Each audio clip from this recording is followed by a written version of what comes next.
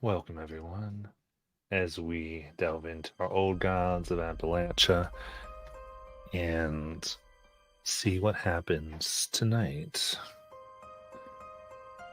Last time, our people learned more about a creature and made a deal in order to help their family.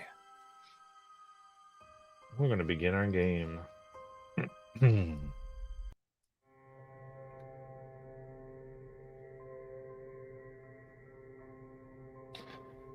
Nellie, Nathaniel, and Riley laid within the glade beneath the thing that looked like a tree, but was not.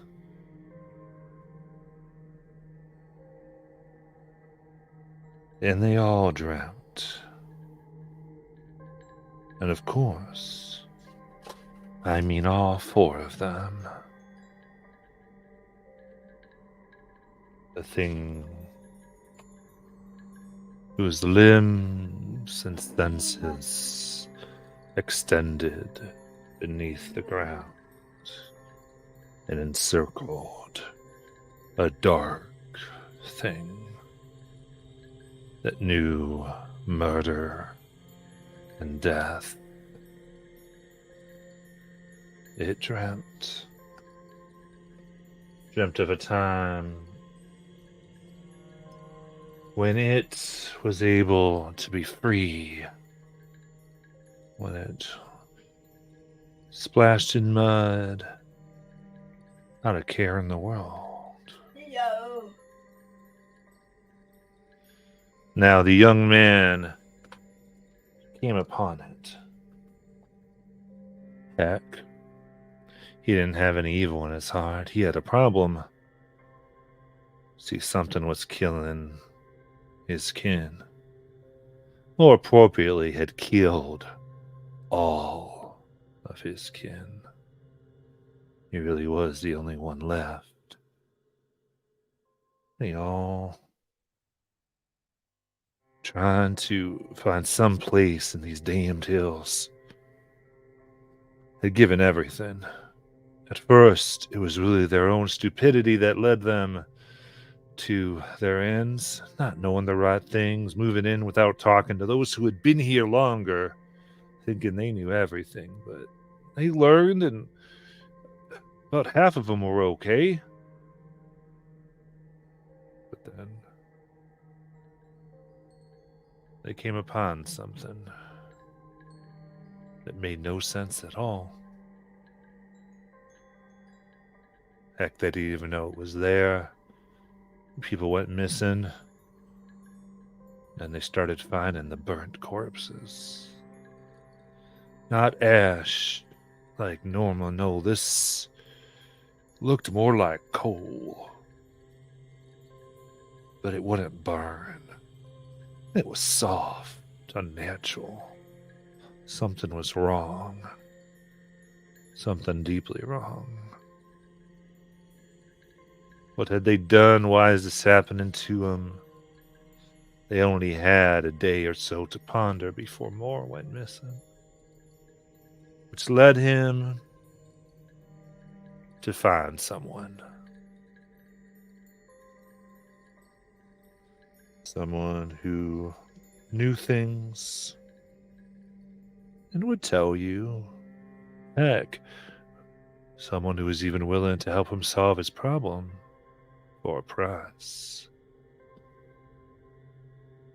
They claimed that they were letting him off easy. All they wanted was everything that he stood to inherit from all those he had come with. It wasn't much, just everything. After all, he had lost so much. What should he care? If, as he had told the stranger, all he needed, all he ever wanted, was this thing done and imprisoned and tucked away, well, best put action behind those words, son. So he did. signed away everything to get the glove that now was on his left hand. And he grabbed this thing, a frolic of freedom itself. This thing that had been spawned by the green, really just to a life of enjoyment. Heck, it had so much fun splashing in mud where children play. It was born of their joy of childish ignorance of the world that allowed them to enjoy something like mud and dancing in the rain. Well, that glove put an end to its joy, to its dance right quick. Soon found itself melted to earth, unable to move. Not just its feet or its will, but from a spot it was forever still. Really, for something as free as this creature, its very existence had become a prison for it. Just like what the thing that it held now beneath, the thing that had killed that man's family and his family's family. And it had grown tired of this, and thus had entreated Nellie, Nathaniel, and Riley to find a replacement, of which they have agreed.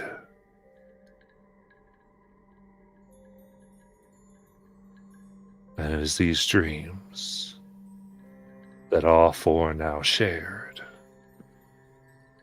Beneath the shade it was now forced to provide.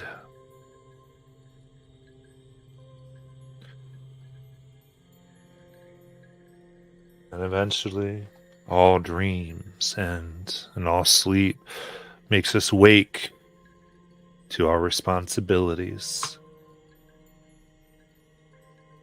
And nothing was different. As Nellie, Nathaniel, and Riley, having buried and inscribed their names on the object of power, awoke in this laurel that seemed not happy at all at their intrusion.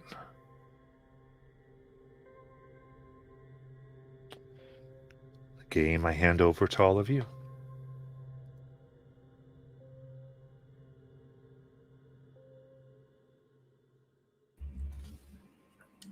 So are we currently in the woods still? You're in the laurel, yep. Right near the tree. Oh. Okay. Well, I mean, I don't know about the two of you, but I feel real sick.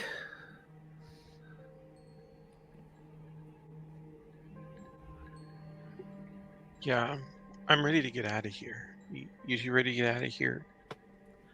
Yes. I'm ready. Yeah.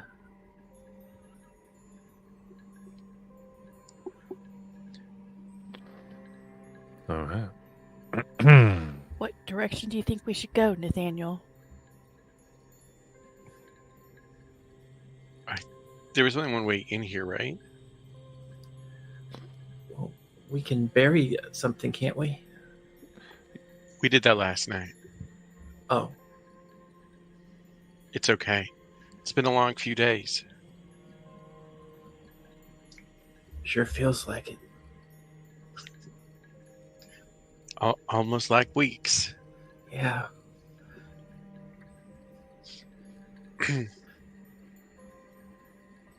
I guess start out the way we came.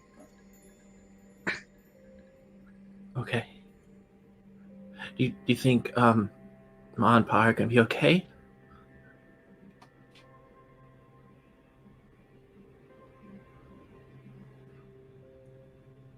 As okay as they can be under the circumstances.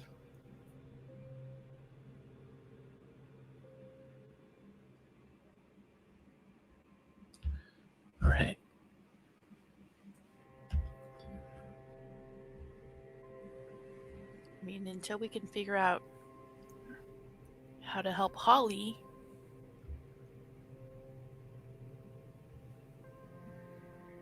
everything's going to be the way it is. So we just gotta find somebody, right? We just gotta go find somebody who can take the place, and then everybody will be fine. Sorry, timeout. Matt, I'm confused.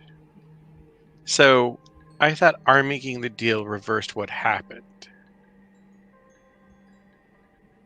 Oh yeah, I thought so too. Right.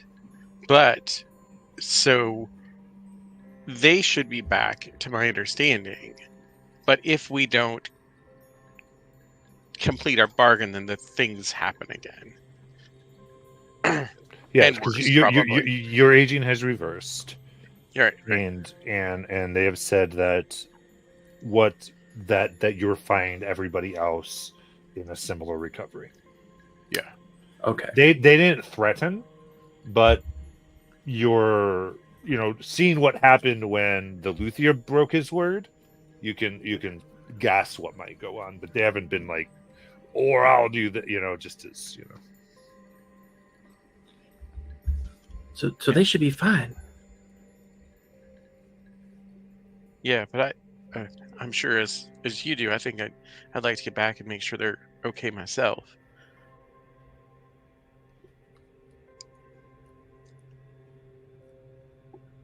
All right. Okay. But he'll turn and look to the tree. But we will keep our word.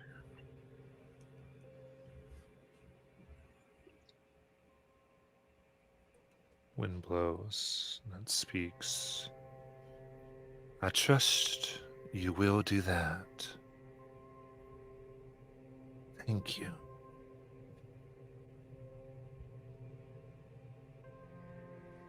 So, going to leave the Laurel. You've determined the Laurel and the tree are not the same entity. It is two different things. However, you've completed the Laurel ritual. So,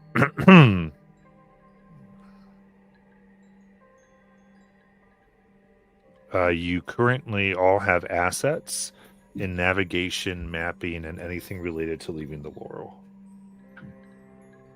Was what the ritual has provided you.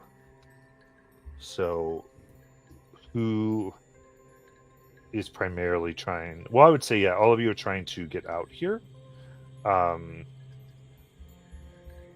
So I'd say it's probably a group check here. Helping navigate. You can tell me what all of you are doing to help navigate this. I have a compass.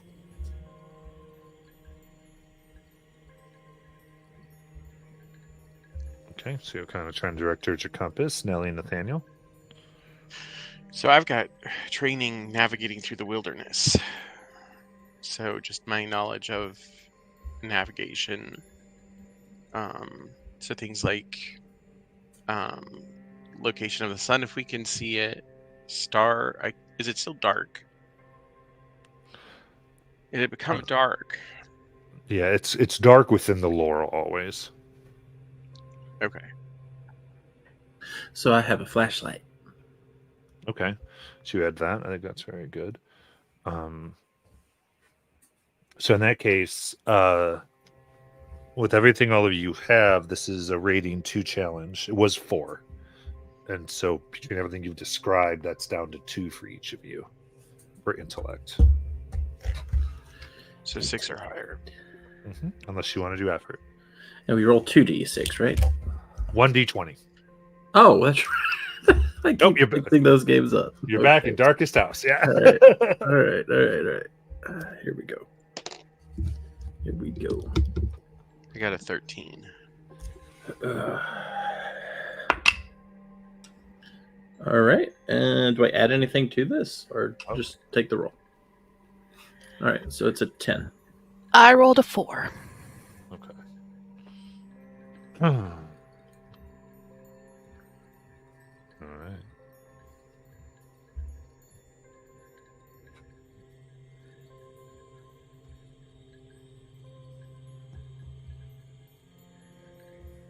You navigate the trees, and Nathaniel, you especially, you have walked woods without having to leave marks of knowing how things move.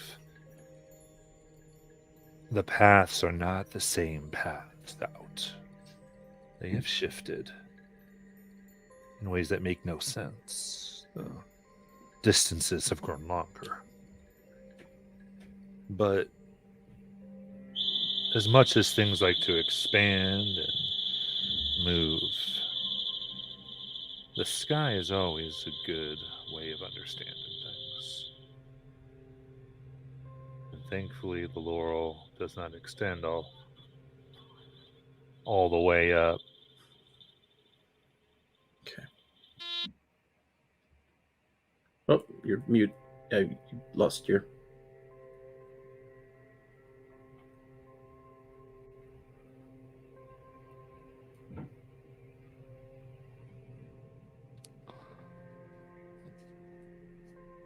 You're back. Yeah. And that light works the same way too. It's exact, it's precise, it helps.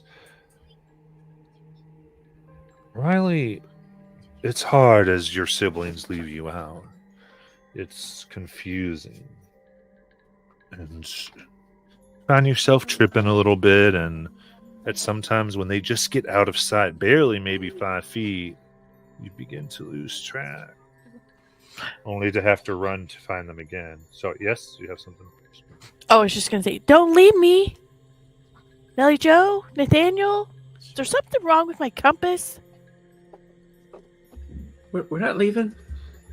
Yeah, we wouldn't leave you. I don't reckon it's your compass. I think it's his place.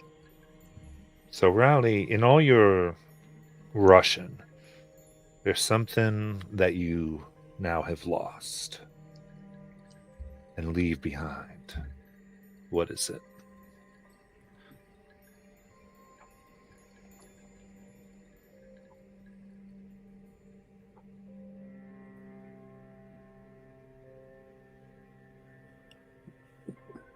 I suppose.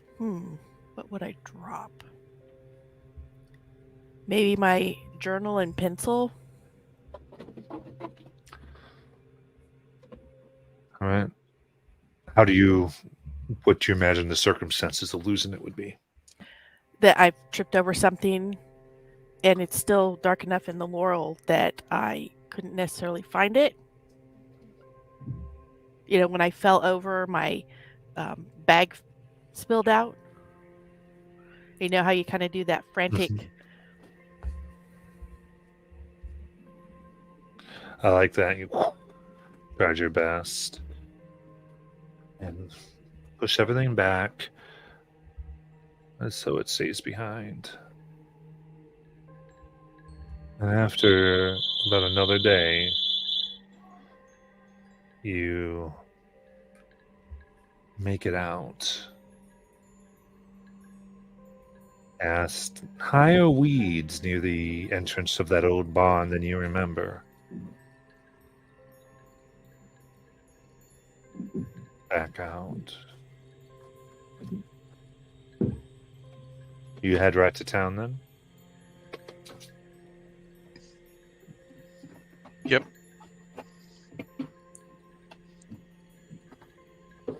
Okay.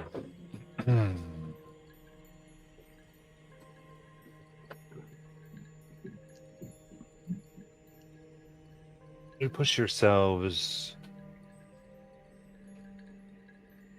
back to the town where you were, to Stonega. That place where people Y'all look rather awful, having been through the woods and exhausted. Blood here or there.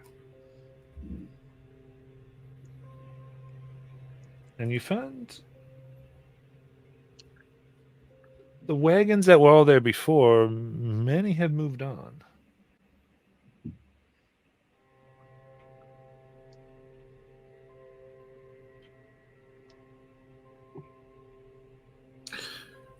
I assume our parents' wagon is still here?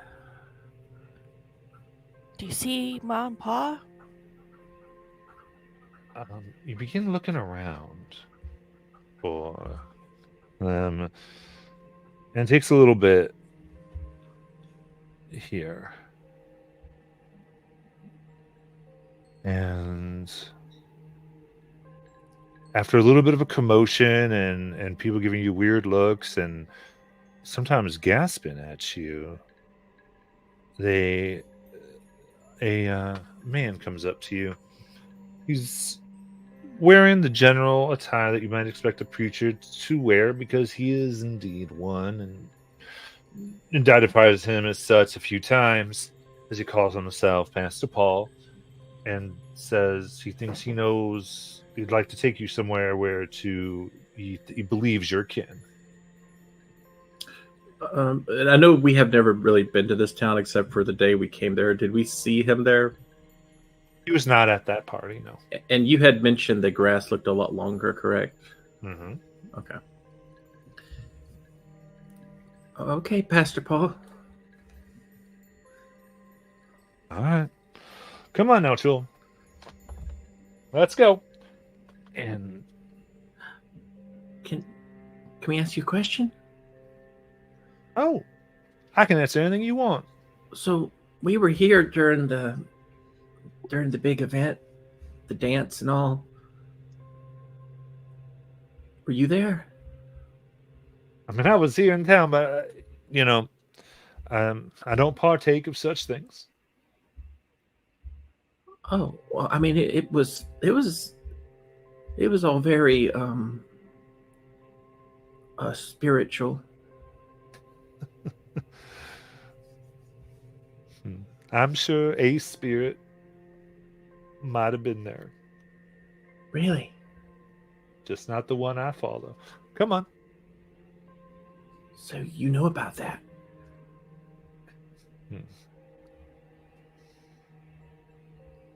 Not one wanting to get into this all right now. I want you to get you to your kin, that's all.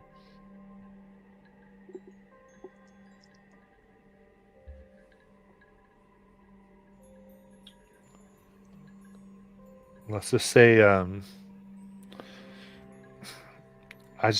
don't like to speak ill, that's all.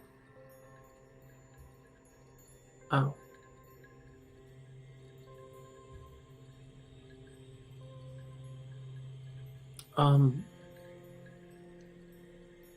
What day is it? What day is it? Oh, well, it's Saturday.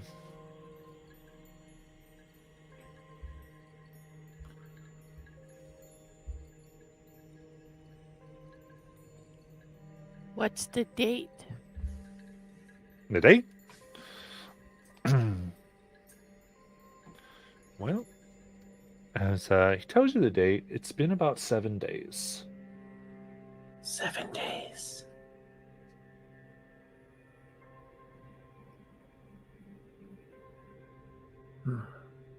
That can't be right. We only slept once or twice. Huh. Mom and Pa must be worried. Yeah. Oh yeah, we should get home. Do you have a wagon, Pastor Paul? I do, but just come with me. And by now you've reached. You remember this is the boarding house that you went to before, and they're going in,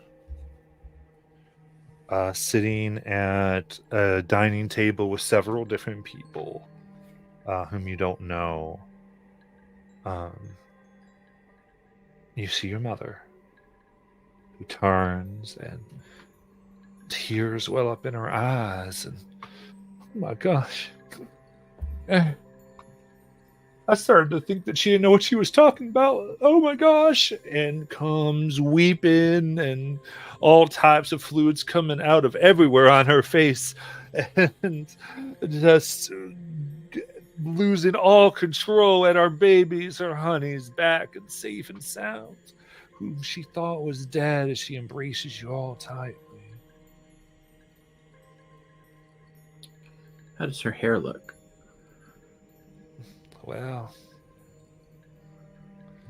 you didn't know better. There's more color in it than there was before. Heck, looks like she might even be a few years younger than you left her. Healthier. Well, it's good to see you and that you're feeling better. Mm-hmm. Oh, I'm sorry. I never thought I'd see y'all again. It's only been a day or two. No, honey, but it's okay. I know any woods you can lose sense of time real easy. But just, the point is you're back. We're sorry, Mom. We didn't mean to scare you. You got nothing to worry about, honey. Nathaniel fought a boar, and there was a what was it, a cougar? Yes, there was a cougar. And Nathaniel scared it off. Mom, where's Pa? Oh, he went back home. We couldn't stay here and have the funds, nor would, his work. He had to get back. But we agreed that I would stay here and we would figure out, well, so much has happened even as you've been gone.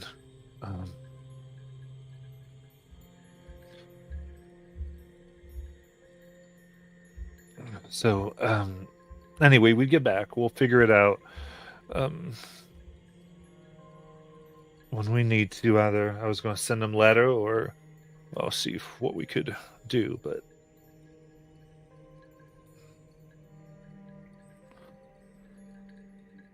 he's fine. He's just back home. That's good. Pastor Paul said we've been gone a week. That's right.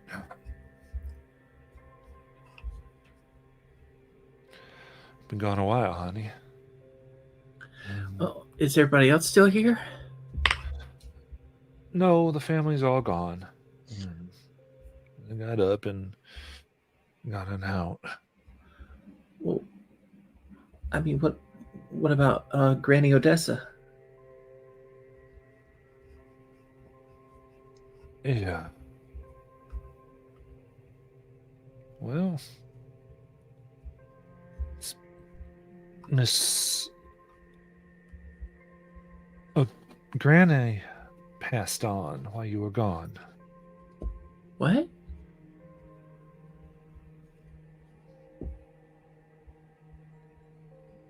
Yeah.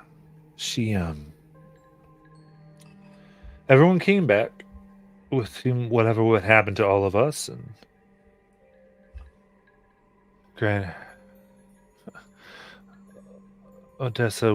Miss Odessa was quite fervent in making me. It was the strangest thing, honey. Everyone started forgetting what had happened.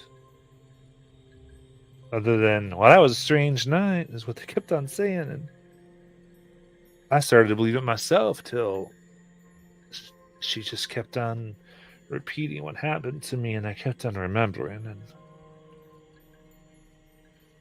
I was one of the only ones she let take care of her. She just got weaker and weaker.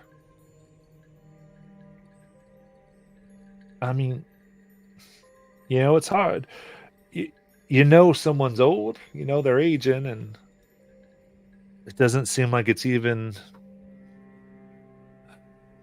You never think they're actually going to go.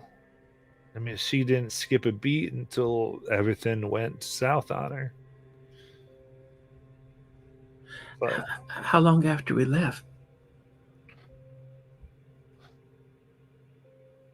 well, say about it was about 3 days ago. So for everyone had kind of gone, and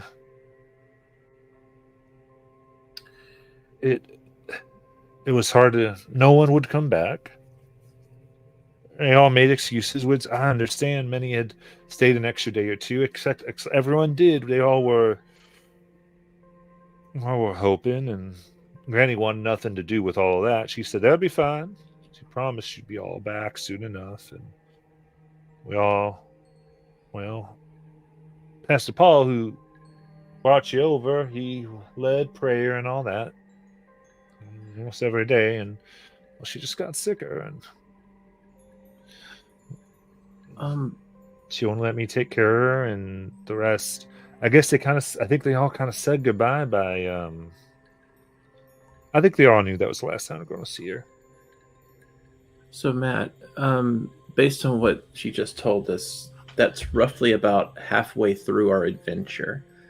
Is there any way for us to know what that halfway point for us would have been when she died? Like halfway through our journey, based on our understanding of the days that passed. I mean, you can make an assumption that it was after your first days of sleep, but that you're assuming a lot, right? So, I mean, I would say in this moment, that's a hard thing to like. You can make a guess in this moment if you wanted to take time and try to put together how the magic worked. That could be something after this conversation, right? You could kind of like be like, okay, what's this, and possibly try to divine how all this works. Okay, so we'll let other people jump in there. The only other question Nellie was going to ask is just about the pastor. You say the pastor came and was. I think if it's okay with you, was anybody else wanting to talk about the pastor? I just want to make sure that the conversation can go around. If nobody did, that's fine. I just want to be for. Oh, no, I wanted to ask about the luthier if he was still here. Okay, so you have your thing you're going to talk. Yeah, I'm okay with the line of questioning as it's going. As far as the pastor. Cool. Yeah. Just want to make sure everyone's good. Go ahead, Nellie. Okay. So you said the pastor came and he showed up and started praying, and Granny Odessa got sick. Say it like that, it sounds all ill, honey. But I mean, he kept inviting everybody over to the church, and like I said, everyone but Miss Odessa would go. It's funny. He kept on talking about show faith and come pray, but now that I think about it, she had more faith than all of us. I think she had faith in all of you. Okay, so she'll let somebody else hop in.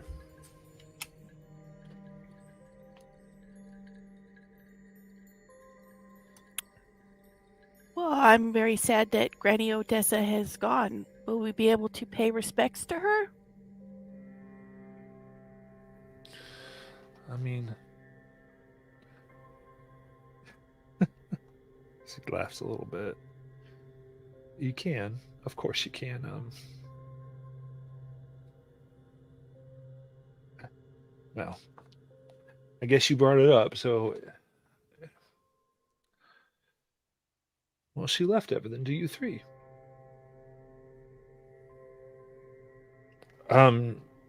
She did? She did. It's kind of strange, and I think that might be why something didn't come back, to be honest with you. And I don't know what, they've been, she said the strangest thing. She said, don't let anyone declare them dead or anything else. They'll be back. Don't let people, and man, would you know it.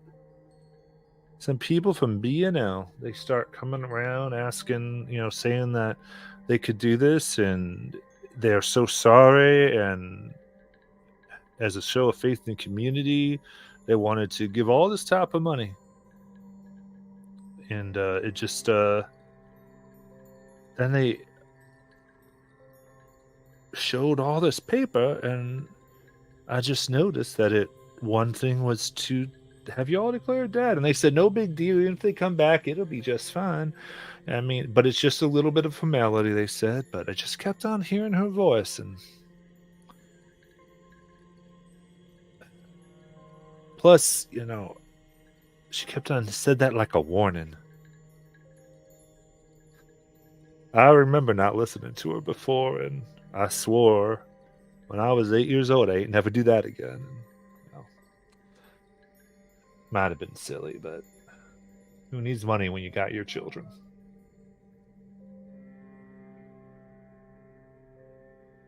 But I mean, I don't know if she kind of looks. Your father spoke, he wrote, and especially you, Nathaniel. You're a young man. If you wish to start something, it's up to you. And we can talk. I don't know what to do with all that, but or if we just let it sit for now. We do have some days, but it wasn't much money, mostly her land. Like I said, that's all really is there. The land and what's on it.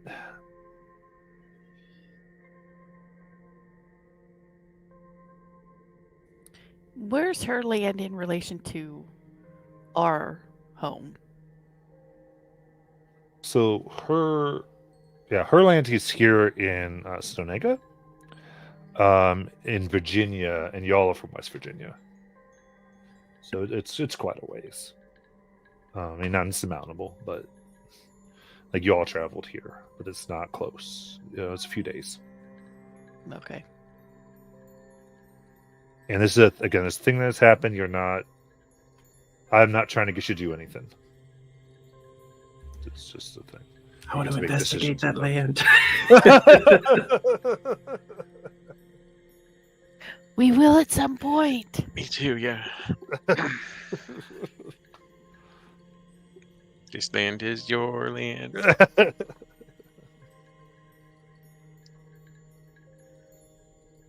What about the gentleman the luthier that fixed Ida's or Lenny's violin? What happened to it? Who? At this point, also who you... Sorry, let me get this right. Mr. Pollard Bowes? Yeah, Ruth, who you had met before, who runs the Skillman's boarding house. She goes, "Oh, he got moving. About a day or two after y'all visited him. He'd been all sick, and he was all better. He said, 'I'm getting out of here.' He got spooked. I don't know. Something from the river must have gotten into him. Glad he got better, though. Was about to have a resident for us aboard."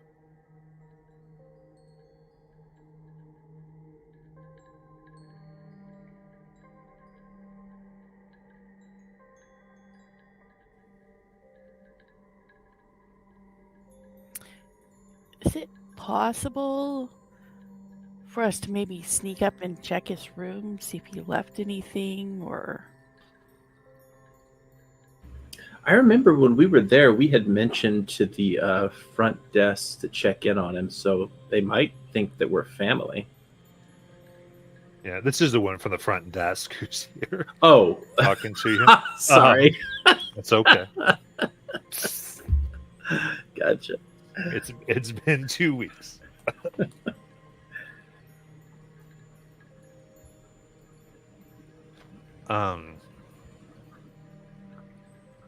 So, yeah, they would. Well, there's another boarder in the room, but I mean, he didn't leave anything behind. I mean, not that we found anyone. We cleaned it out. He just said, "Tell them kids thank you."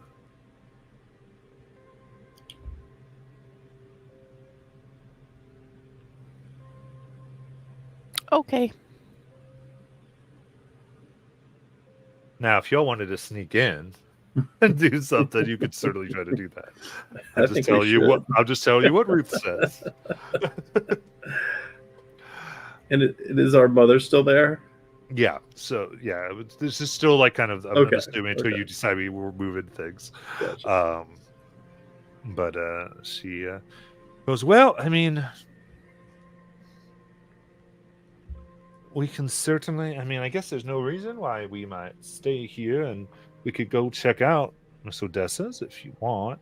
I mean, I don't know what shape it's in, and Ruth kind of pipes up, honey, if you want us to hold the room a night, while you all take some time and go. I mean, and it's night now. So she says, you can all spend the night here, and tomorrow go check it out, even spend a night there if you want. And we won't charge you, and we won't have and we'll just hold the room. And you can tell us the next day what you all want to do. Goes, well, that's mighty nice of you. Yeah. What do you all? Does that sound right, or should we be getting home? It's really up to all you. Yeah, I think since we're here, Ma, we should check out Miss Odessa's property.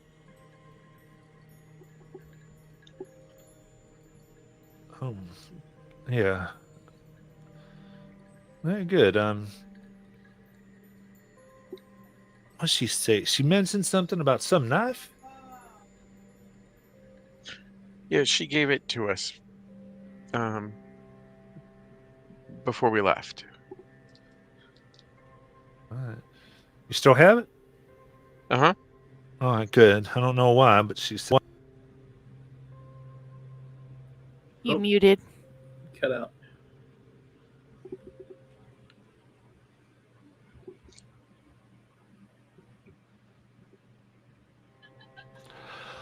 All right. So... What was that about the knife?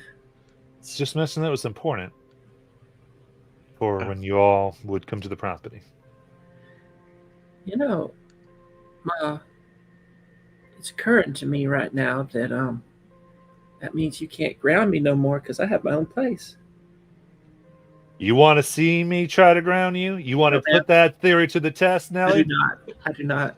That's what I thought. That was an inside thought. I apologize. Mm-hmm. It better be an outside, like out in the trash can down the latrine, young lady. It's gone. All right.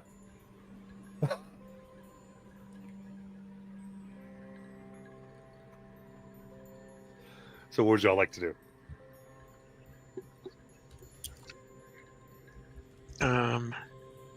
Well, if it's too late to head over there now, maybe sleep, because I assume we've been traveling for a bit. Mm-hmm. Hours, weeks. Who Eat knows? first. Eat first, then sleep. Sure. I know. Back in those days, so would there be like, would the pastor invite us over for dinner or something, or? No, You're at a boarding house, so there's food. Oh, okay. I mean, you came upon her eating dinner, so there's food out currently. All right. So yeah, I mean, we could, check out that room and sleep here and eat. But certainly, if you wanted to try to get an invitation or pursue any of those routes, we could definitely do so. Whatever you want to do. Cool. So there's some obvious things: dinner and rest and whatever. I guess. What do y'all want to do? Just want to kind of go through that time, get to some morning, or do you want to do some stuff tonight after you eat? What do you want? Just tell me. Curious, like from a mechanics point of view, does that mean that we reset our recovery rolls? Cool. That's a really good thing. So I'll say yes. So let's do it. We'll say it this way. So those marks is really what I set. So it's not like once we rest so long or whatever. Technically there is something that can happen that way, but the way that it also is, this is the point I've set. So, which means that all your points go back to max as of right now. And for what you've accomplished, I'm rewarding everybody 4 experience points. 4? Mm-hmm. So, okay. Which also means if you want, you could save those, or you could spend them at this point, because this would be considered a good time to spend them, because it's between stories, to do anything with your characters. I would like to spend them, but I feel like it would take a really long time for me to figure out how to do that. That's fine. Then it's your own self-discipline to not spend them in another way. Right. Unless you want to officially bank them or something. Oh yeah, I guess that's what I'll do. I don't. However you want to do, I think. So the ways you can spend them is 4 fills out one of those boxes at the top of your sheet. Mm-hmm. Once all of those are filled, essentially you get your tier advancement. Okay, so right now I have 6 XP. So, but there's several things you can spend XP on.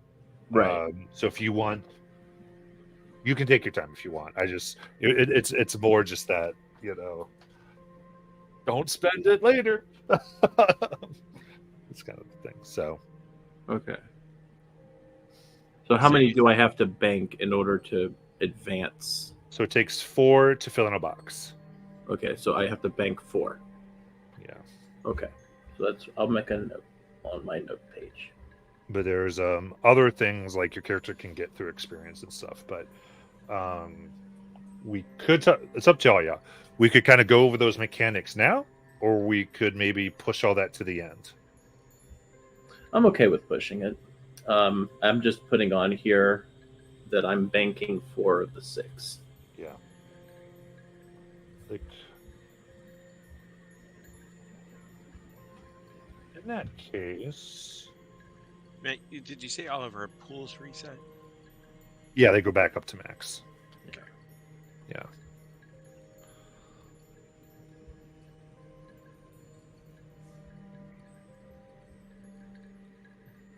I think what I'll do is, for the rest of tonight, you have 1 free asset that you can just fall on and use, which would lower a rating by 1. Just as a kind of placeholder for the leveling or whatever, just so that you have got something kind of fun to use right now. If you're not going to do stuff. And what is an asset? An asset is something that if you have an asset towards a task, it lowers that task rating by 1. Okay. So on something you can go, hey, I'd like to use my free asset to make this easier. All right. It's like cool. And just if you make up something narratively, that'd be fun. You could say you had it on you in your pocket, whatever. Cool. Just as a little bit of a, and once it's used, it's gone. And then one other thing I think, well, actually, let me get this information. How's everyone's cipher? Is everyone full or? I have my 2. I have 2 out of 3. Okay. I have 1 out of 2. So there's total 2 slots for the party are open.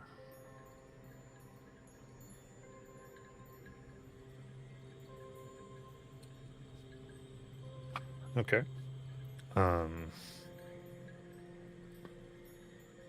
Which one? I'm sorry. Let me just take care of this. I'm sorry.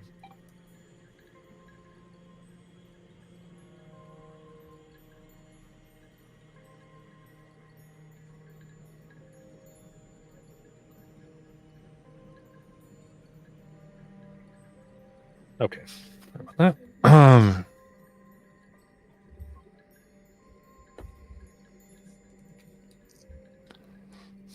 All right. So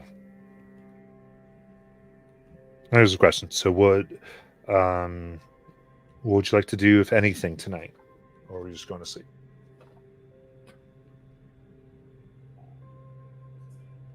Did Riley want to do anything today? I don't know that there's really anything to do, is there? Because at this point, the general store would probably be closed. I mean, about the room. Not if there's someone in it. Gotcha. That's fine. Just want to make sure everyone's got what they need to do. If they were busy doing something else, maybe, but they're probably in it, and I don't want to. Well, I mean, I could try to get them out of there. If you want. Do you think there's anything in there that's going to be useful? I don't know. I mean, you know more about that stuff than I do. I wouldn't be any good at looking around, but I could probably distract them for a good long time. What do you think, Nathaniel?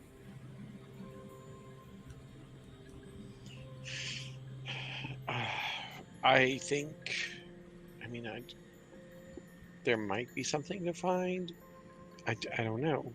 What do you feel like? Is your gut telling you might find something? Well, I just didn't know if he might have dropped something or. Right. No, I understand there's a chance. I'm just, is it something you are interested in doing? Is your gut like telling you we need to check this out?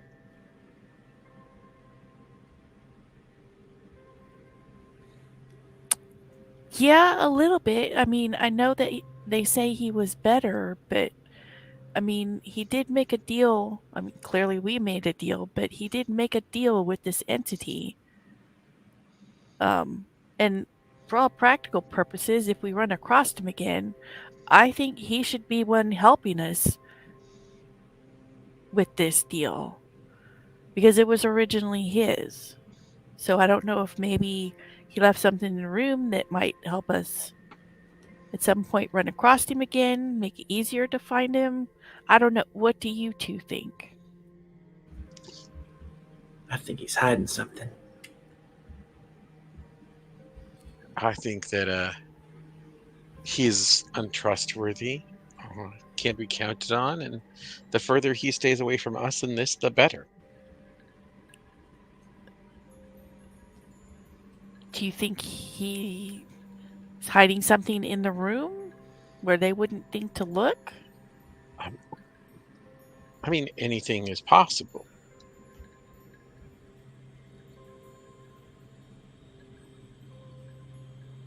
Then we should check it out. Okay.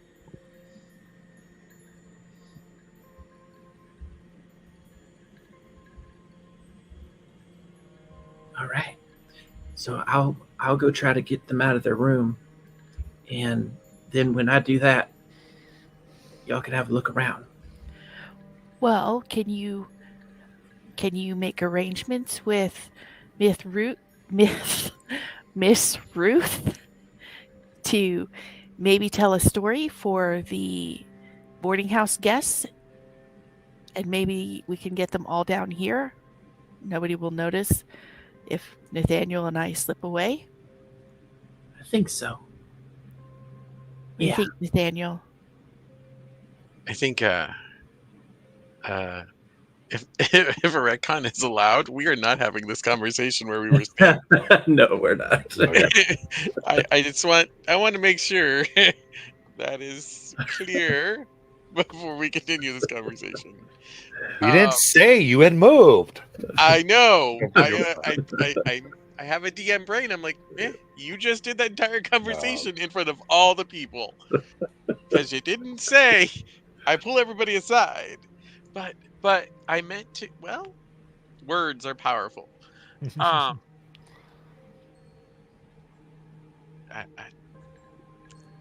think that definitely one way or another, Nellie Jo has the best ability to provide a distraction.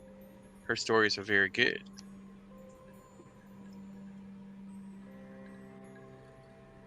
All right. Yeah. To be clear, too, you can uncheck all your recovery boxes, too.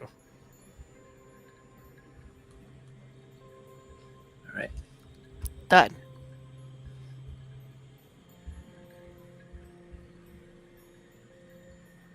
Okay. How do you want to do it? I mean, let's Okay. know what you're doing. So I'll go. What do you want the sign to be once I have them out of the room?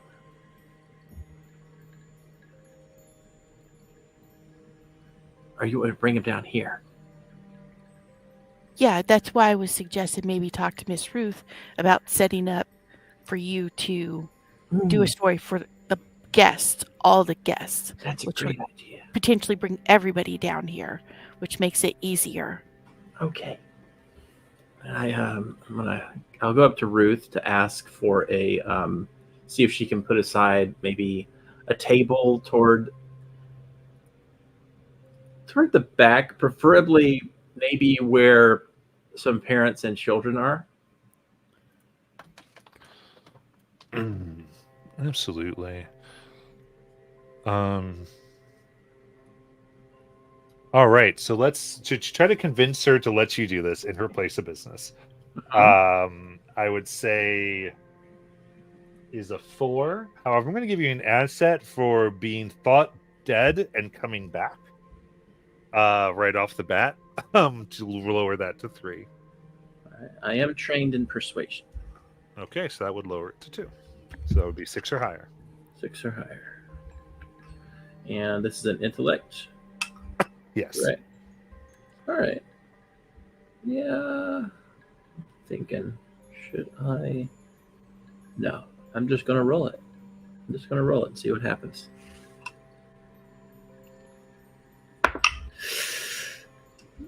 Not good. That is a 1. That is a really bad roll. 3 GM intrusion.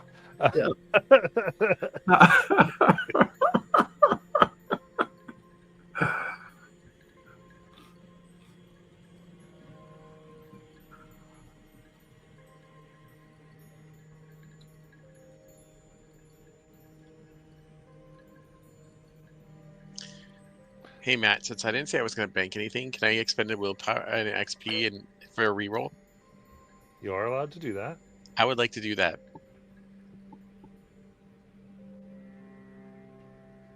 So, Jack, you may reroll. I really hope it's not a 1, Bobby.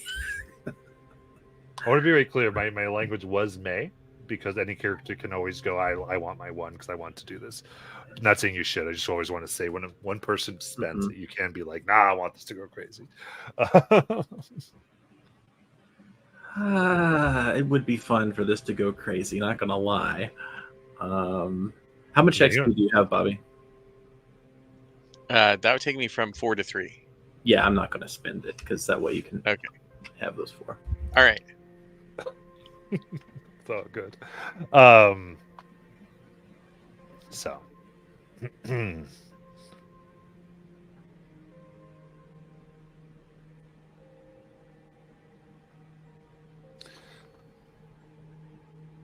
You are saying all these things and just rattling on to her continually, telling her about this and that and whatnot.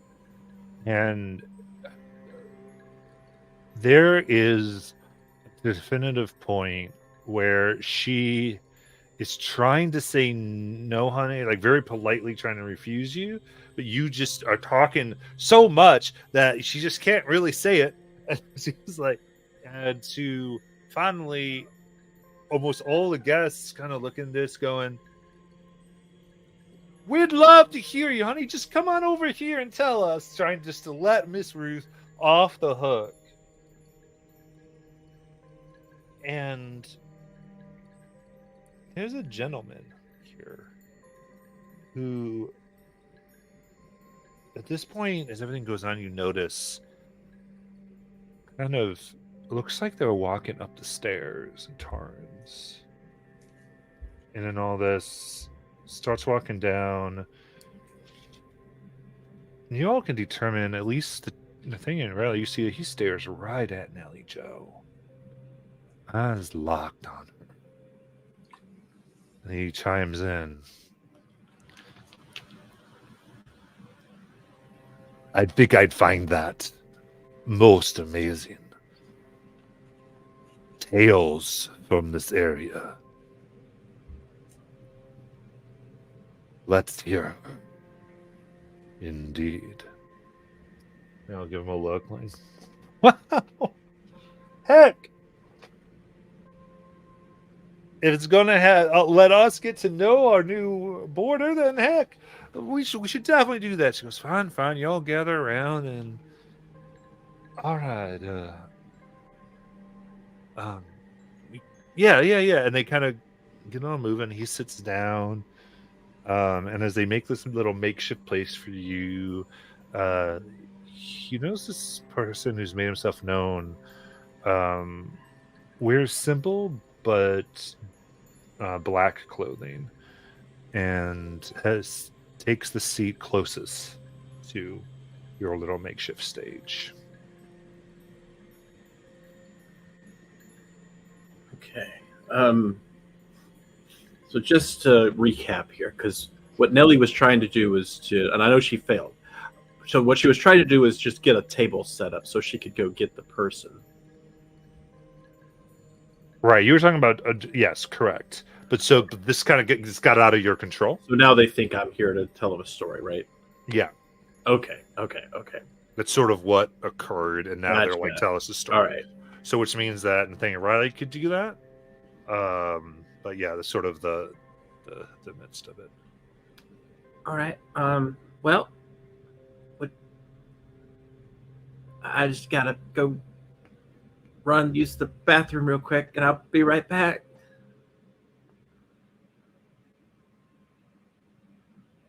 Okay.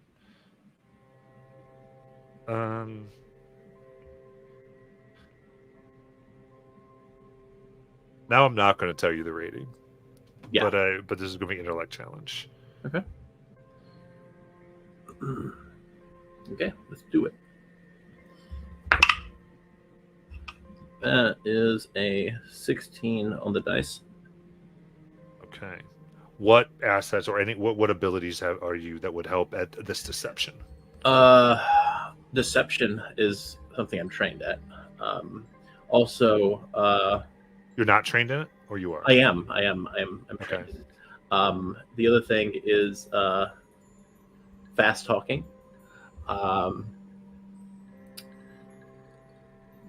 Cool. So, well, actually, that's more of convincing somebody else to do something. Well, actually, yeah, that's kind of what I'm doing. I'm convincing them to let me go for a second. Yeah. I'm good with that. And keep in mind, you can always, whenever I cover, you can always spend effort prematurely. Okay. But again, we're learning. So if you wanted to, I would let you. But with this, I'll just say that, yeah, you go, you say your thing, and move on. All right. So I immediately go to the hallway where that door was, because I'm still thinking my plan's working.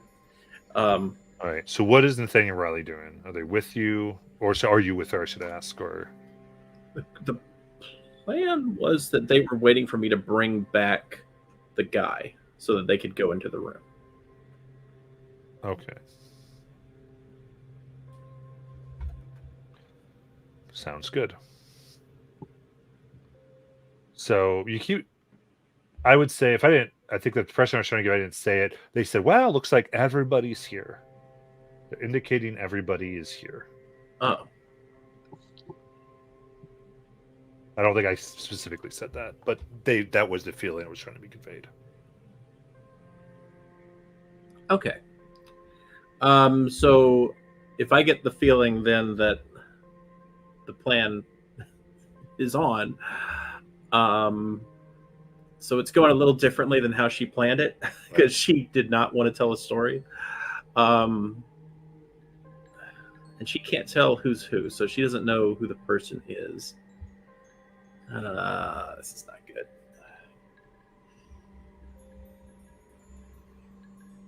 Because above table, she was not going with the story time.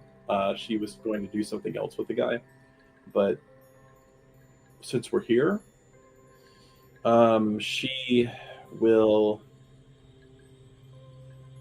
Yeah, she'll take out her storybook, and she's going to turn to one of the stories she's read before, and she is going to put on a big performance to try to captivate the audience. Okay.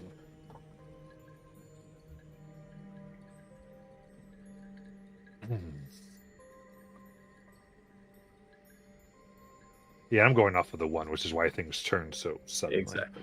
Okay, cool. All right, then while she's attempting to do that, what's Nathaniel Riley doing? When she starts her story and she's got the audience's attention, going to discreetly sneak upstairs to that room. All right. And is Nathaniel going with her? I think Nathaniel is going to sort of stay on the stairs in between the two spaces. And so this guy who came in, can I get some sort of like an insight, like is this a dangerous person? What is this sudden, like sort of get a read, I guess, on this person? Mm-hmm. Definitely. I think I'm going to do something similar. What assets do you want to put forth trying to figure this out? Or So skills or whatever. I have sense danger. Okay. So use that skill to sort of, that would be a skill that I would use towards that. And then I would like to use an effort as well. Okay. So an intellect check, I'm guessing, though? Is intellect, yes. Okay, so So you are I would spreading need that to from move from intellect. intellect. Okay. Yeah. And then that's 3 I'm points. sorry, I should have said at the beginning. It's an intellect No. challenge Okay. to understand him. So you've lowered it by 2 levels currently. Okay.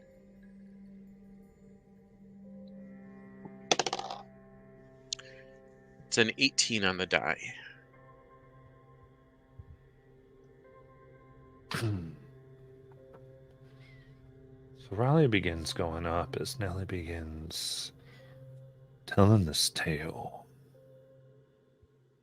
All eyes are on her, whether by actual being raptured or by politeness.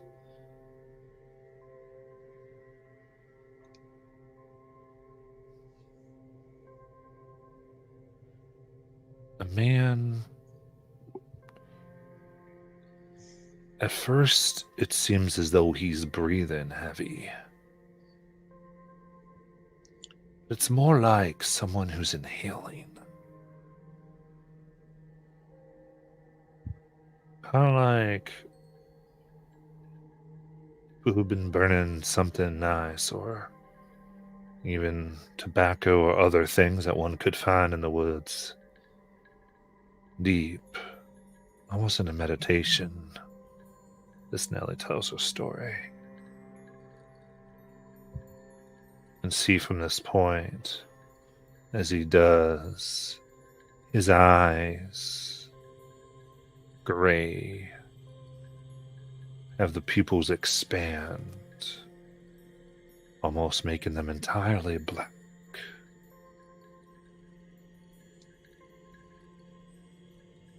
Something not right about him at all.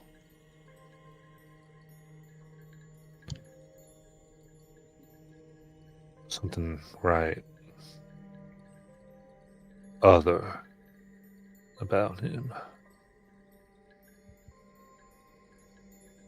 And in game turns now, I'll let you know that he possesses a rating of 6. Okay.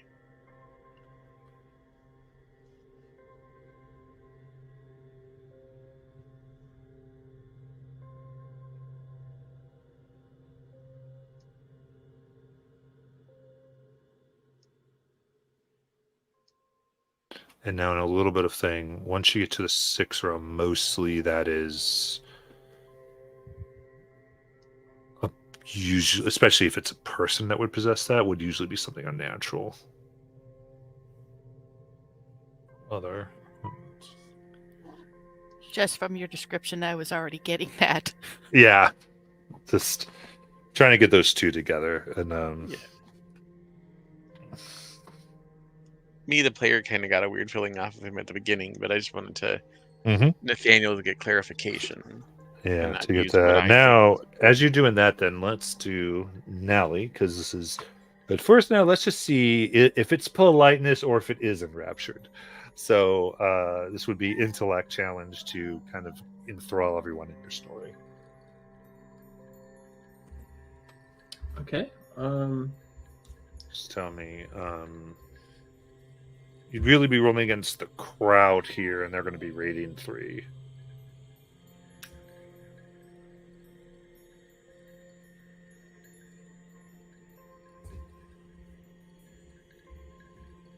So if you have anything that gets pushed towards that, you can let me know. I don't think so. I don't see anything.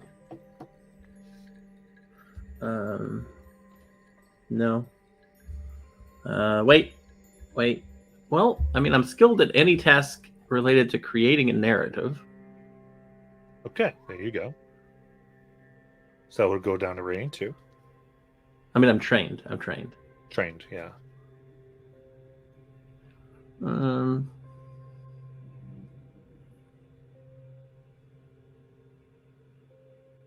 also trained in music. If I added song to the story. Do you want to do that? Yeah. Okay, I'm good with you kind of keeping this, moving that. Yeah, so I'd let that go down to rating 3.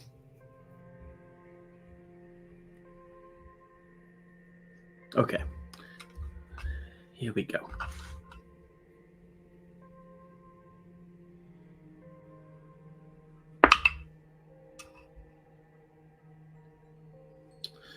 Hold on, let me investigate what this says. I can't read it. Hold on. I'm trying to see. This is either really, really bad or really bad or really, really bad. Oh gosh. This dice is see-through. Give me a second. Oh, why can't my eyes lock onto it? Okay, it's not. It's a 7 instead of a 1. Okay, That's what I was trying to figure out. so that passes. Okay. Okay. All right. At this point, based on last session, I just was not going to let you get a 1 again. But I was going to be like, no, we're not doing this again. All right. So yeah, she's telling her story about Bilbo Baggins, and then she adds in Bilbo Baggins, and yeah, she's just telling a story. Got it. All right. Tell this, and everyone does seem enraptured, and so Nathaniel, you watch as she's breathing.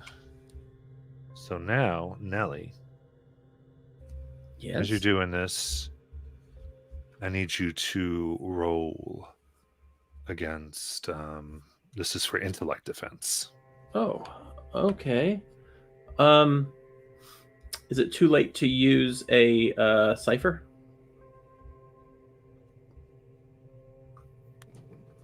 Normally, this would be because you're getting actively attacked, but I mean, we can. If it you is, would, it is. it depends. If you were going to do it, if you got to say it, I'm fine. But you can't unless it says something specific. No, I mean, I was only going to do it if we were being attacked, and if I didn't know we were being attacked, then I obviously didn't do it. Yeah, for the nature of this, Nelly doesn't know she's being attacked. Okay. She would have no idea this is happening. All right, so rolling intellect defense. Let me see if I'm trained in that. No, I'm trained in speed defense. That's not good. All right, here we go. intellect defense. I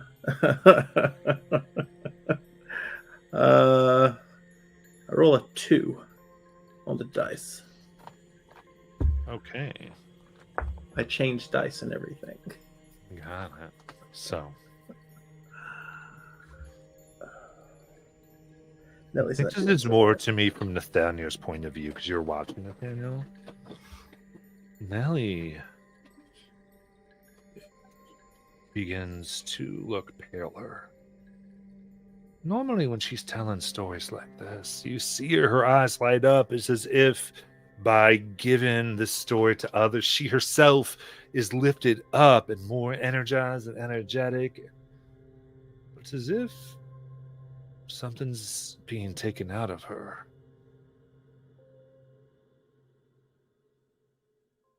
You wonder if it is. As the more she goes and the tighter she gets, the man, now in black clothes and black eyes, begins sitting up straighter and breathing, inhaling So deeper. So, Nellie, this is going to be a loss of 5 intellect points.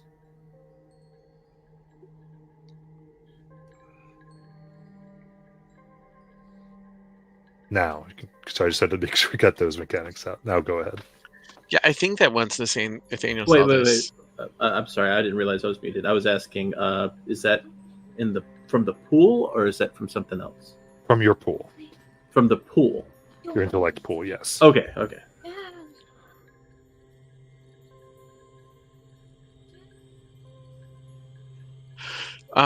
would kind of make his way over and almost like trip into the guy to sort of break his concentration, maybe, with being the goal. So it seemed like he was focused on what he was doing. You said almost Okay. meditative. Yeah, okay. So I got it. Yeah, absolutely. I love it. So sounds like you're trying to do two things: be sneaky and knock him over. Yeah. Okay. I think let's start with knocking him over, because I don't think Nathaniel, like, ultimately Nathaniel's going to knock him over. Sneaky's probably the second consideration. I'm assuming, right? Yep. Okay. Most important thing is to do the issue. So yeah. You already know his rating, which is 6, and you're doing an attack. I'll tell you, his thing is because of what he's doing, he's hindered from defense. Okay. So he's down to 5. Okay. And I can use effort. Might. Would this be might or speed? It's up to you. Whenever you do a physical attack, you get to choose might or speed. Yeah, I'll go with might. So I'll spend some might. Just take me from 14 to 12. I have an edge. So that's 4. Yeah, and I'm not doing this with a weapon or anything, so I don't really think of an asset. Are you practicing unarmed strikes? So I think you would have chosen, I believe. Because, like, I think, like, Nelly has kicks or whatever. Yeah, so those are... So I am skilled in light... or I have an E in light weapons, which punching, kicking, all those are considered light weapons. Yeah. So that's an asset as well? Correct. Okay. So that would take it down another 1. So from 5 to 3? Yep. So my skill, the fact that he's distracted, and the asset for punching and kicking? Yeah, it goes from 6 to 3. Okay, cool. Which is 12. 9. Right. Sorry. I can math. Okay. That's an 18 again Okay. on the die. Perfect.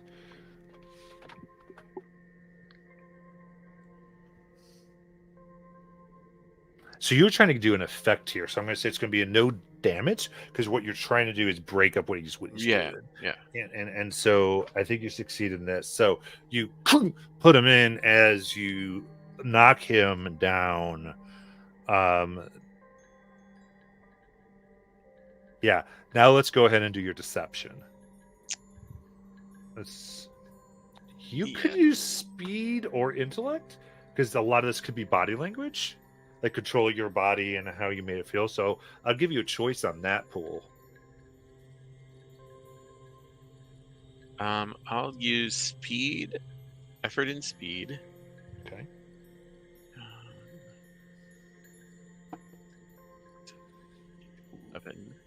And then these aren't skills I am particularly skilled in. Somebody else is.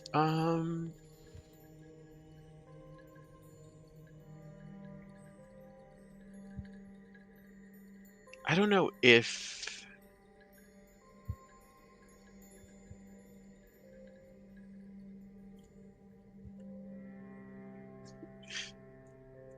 it's a good thing I'm not trying to get a positive social interaction, I suppose. Yeah, I think that's it, is using the effort. I don't have a skill that I think would apply here. Are Unless, you in positive or social interaction?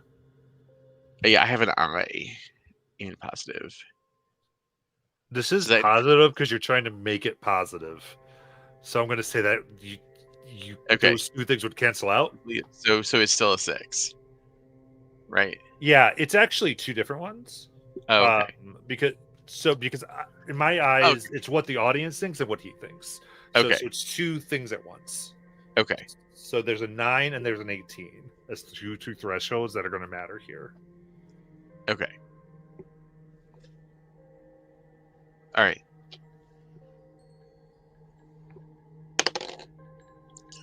Uh, 16 on the die. Okay.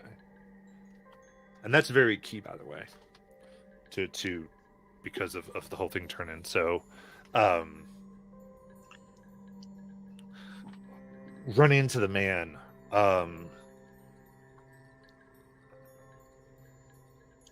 You see him almost cough and choke a bit. Oh, sir, I am sorry. Oh, you. I didn't mean to bump into you. I just sometimes these feet are bigger than I think they are. He looks. Yes, you. And they go, "You're so clumsy." Your mom goes, "Nathaniel," and everyone goes, "Oh, Mom, I'm so sorry I bumped into you." And you see in this moment as he looks around, kind of steadies himself. You know he doesn't believe you. He goes, I let just the corner of my mouth twitch. Just yeah. You go, "Of course, young man.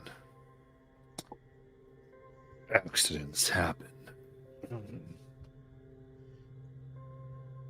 right, anything else in this scene? no. Okay. I think if I can, I find a spot that might be in his line of sight. All right. And just might casually. This may be stupid. Let Miss Odessa's dagger show. Interesting. All right. We're gonna go this and go to what Riley's been doing during this time. Okay. But let's take our break first, I think, and we'll go right to it.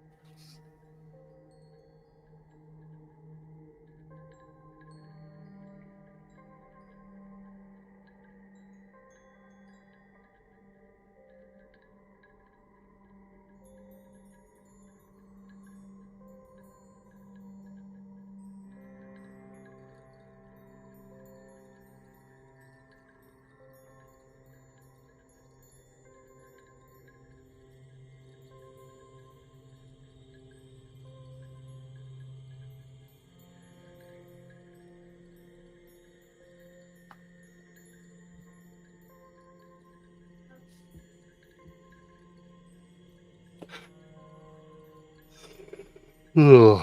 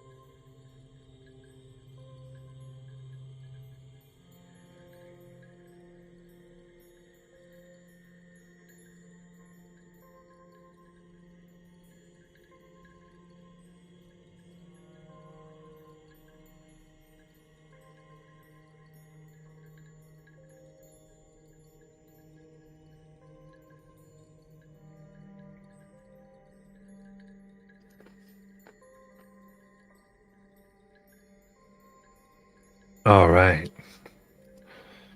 Well, family, it's time to come back to our little family.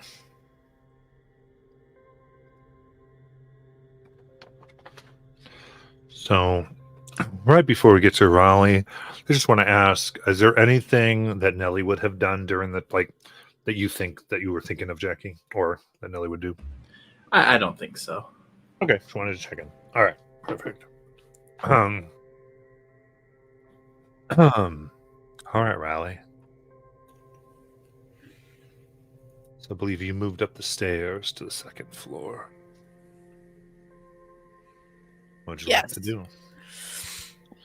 Well, I'm guessing the room is locked, It is. so I'm gonna have to try to open it. And I have a pocket knife that I can try to squeeze between the little like lever that holds the room closed Mm-hmm. and the door frame. I don't want to try to pry that in there. Yeah, you're trying to sliver it in. Yeah. I feel like this is allows you to make the check, like it's as opposed to an asset, since it's not designed to pick locks. But it would be a rating 3. Okay.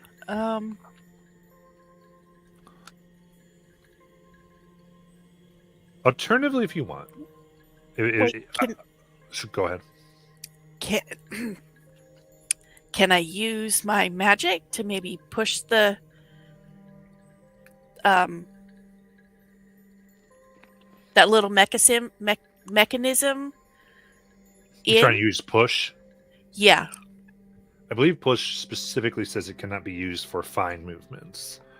It's more like throwing the door in.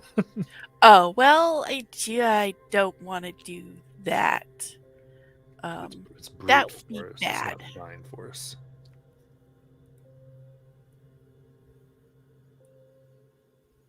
Okay.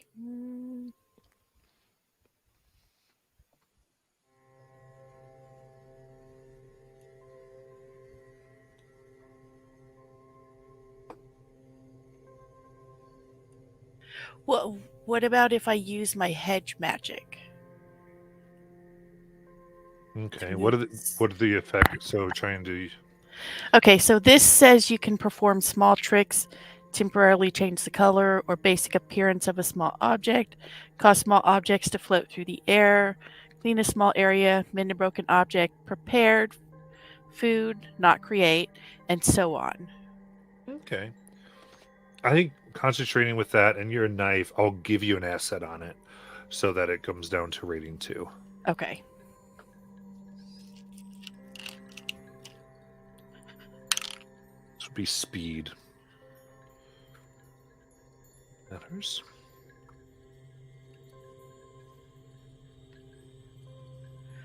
And I rolled an 8.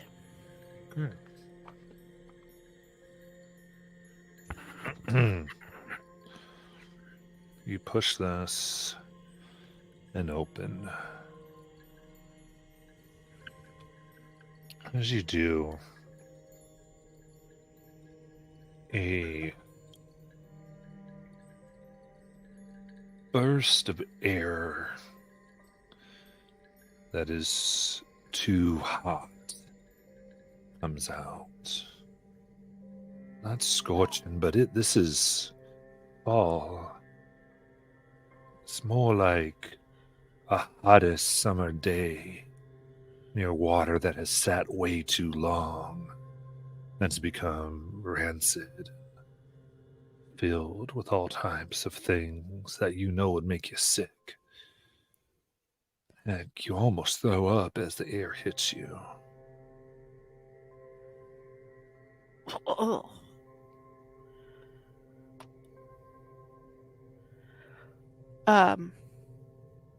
I'm not going to step in yet. I'm just going to kind of peek in and turn my flashlight on to see what I can see. You know, just kind of like peek around the door. Yeah, getting as close without crossing the threshold. And the light moves around.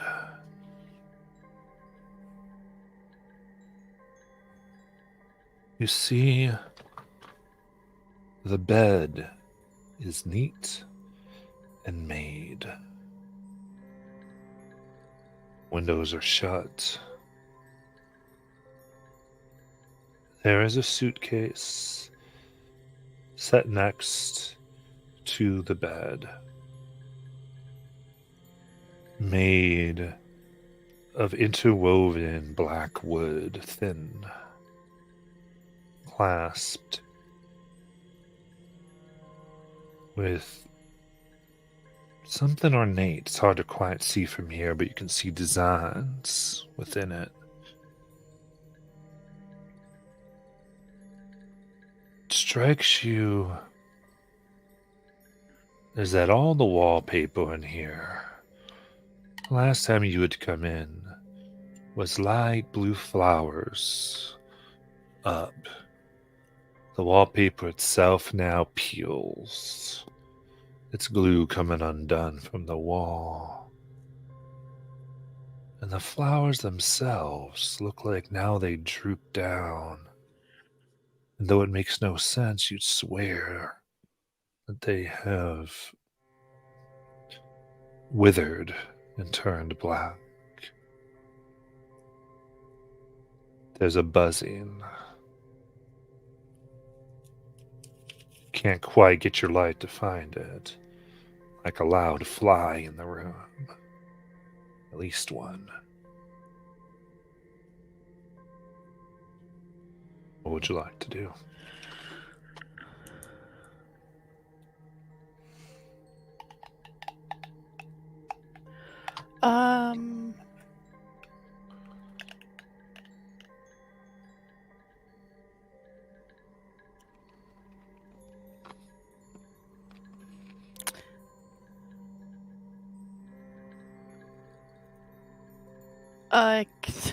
I kind of want to step in there, but I'm kind of afraid at the same time.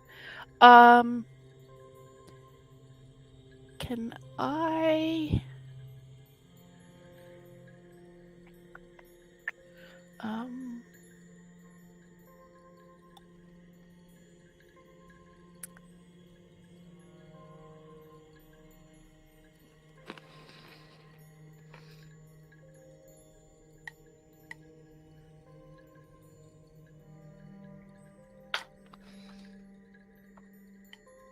Well, against my better judgment, I'm going to take one step into the room and shine my flashlight around again. See if I can find this buzzing noise.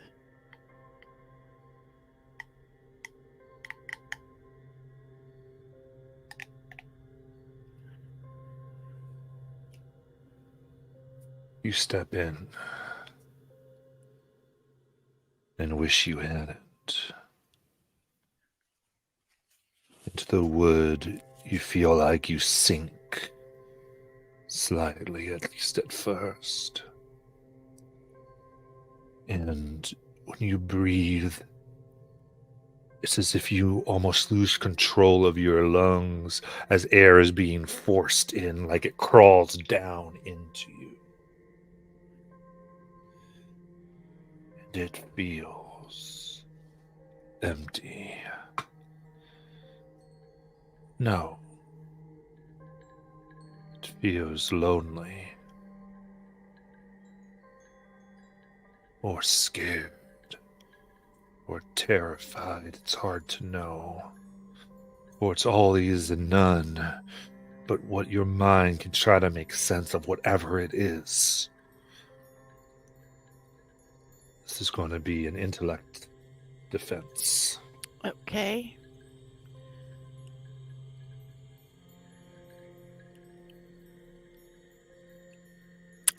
Can I use detecting falsehoods? That makes sense to me in this case, yes. And I'll also tell you, because I've been usually used, it's a rating 3. It's more of a passive thing that's happening here. So that brings it to 2, 6 or higher. Okay.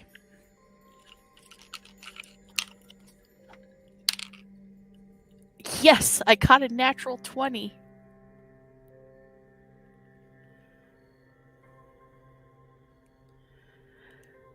Got a natural 20. Yeah. All right. I'm going to do this like I did before because I've got some options in my head. But is there something you have in mind for this natural 20?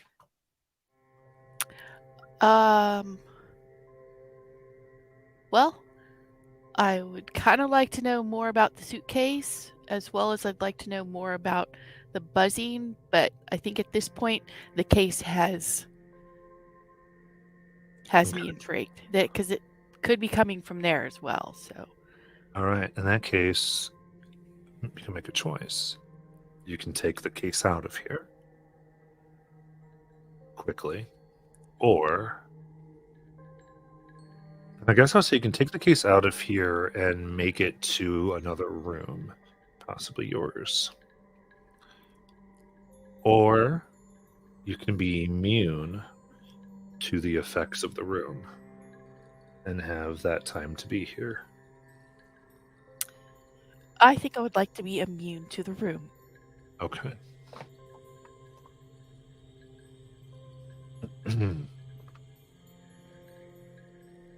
You breathe out.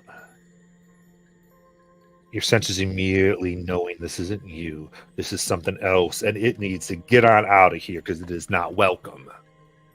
And it responds. And you feel as you push out, it allows itself. It yields to you. And your light just casts. Yeah, light just catches it. Like a fine mist of something almost like railroad dust pushes out. And then you can make your way to the case.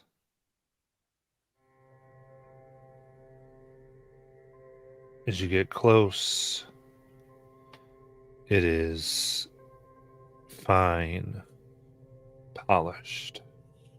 The clasp itself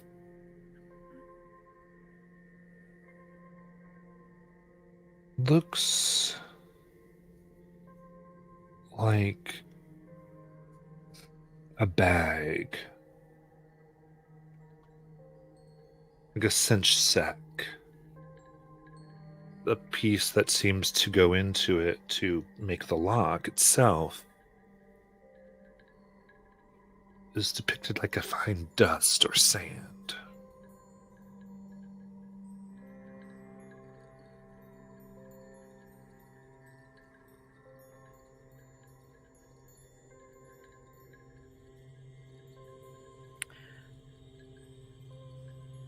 Can I still see this mist in the room? It's sort of dispersed and unyielded. If you try to search for it with your light, it like catches, and for a moment before it moves, it's as though it has run away from you.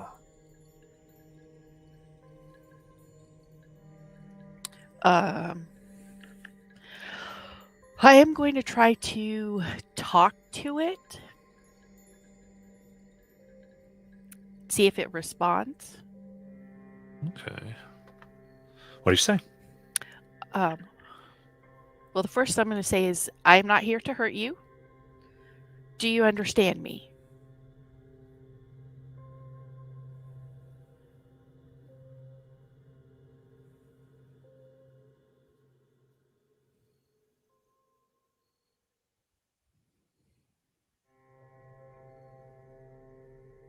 You get almost sleepy.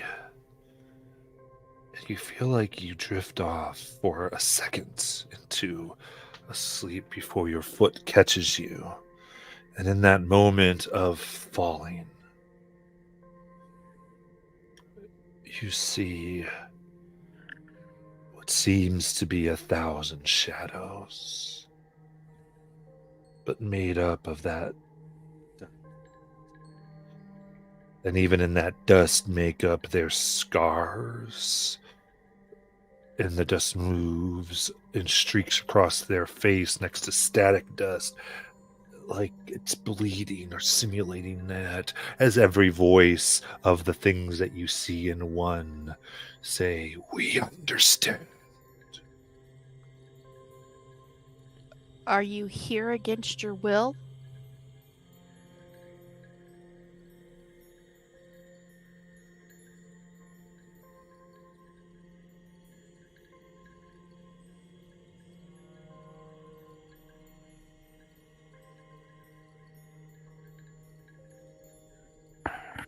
Yes, we do not wish to be. What can I do to set you free? Again, that slight push. As though this conversation, you're going in and out, almost falling over, but keeping yourself up, is in this dream state that lasts only a moment, they say. Open the window. Let us out. I will open the window for them. You're not going to harm anybody if I let you go, are you?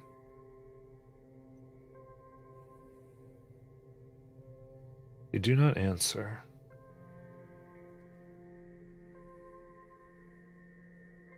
You should open the window. Not until I get an answer.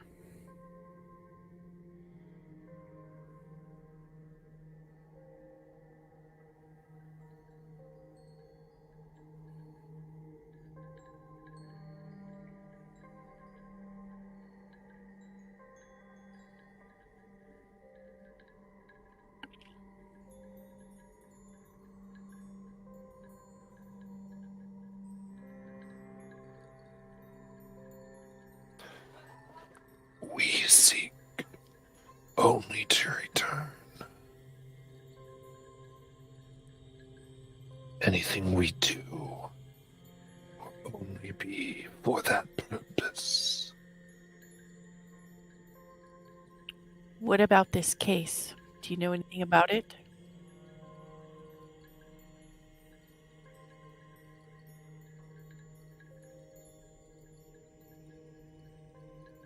It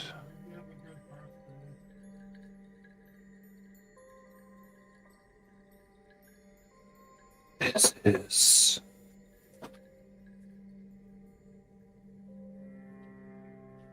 He opens it only to keep that which he wants.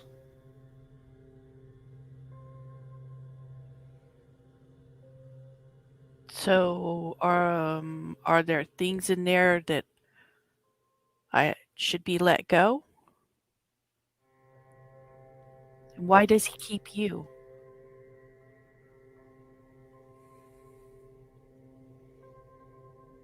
There's a moment, and from the crowd, one young, like this weird dust girl walks forward. Same thing, crying or bleeding, it's hard to tell. And then just her one voice comes to you.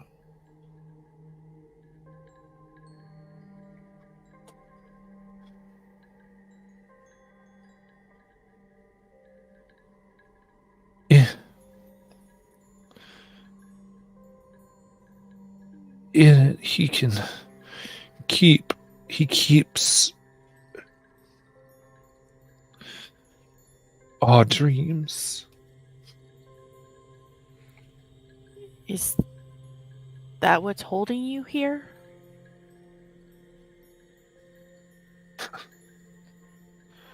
He's holding us here. We can only... He puts us in the case to move us. We are, frankly, we're his piss and shit after he eats. What does he eat? He eats dreams, stories. Can you help me open it? Can I destroy it? I don't know. We can't touch anything.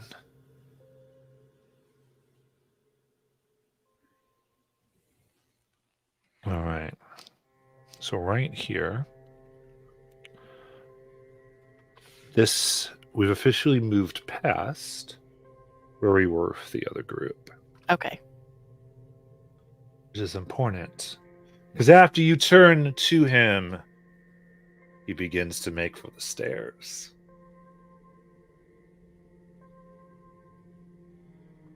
Going, I must excuse myself then. I seem to be bruised more than I care to be in company with. What do y'all want to do?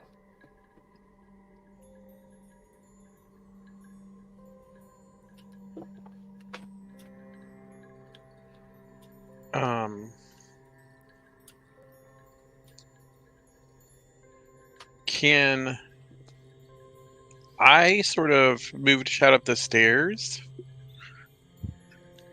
Riley, Nellie Joe's almost not your favorite part of the story. You got to get down here. Okay. That's what I would like to do. If I can. Okay, and I ask if Nellie Joe's doing anything. Because you would notice this.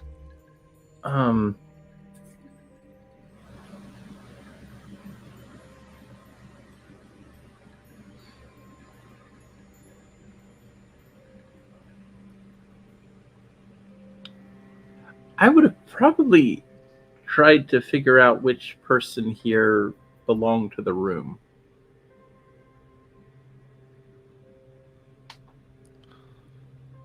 How would you like to go about doing that?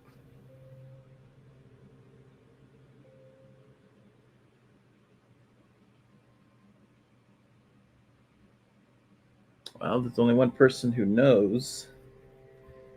So I could get that maybe you stopped your story and all the commotion, and so you could have had a chance to ask a question.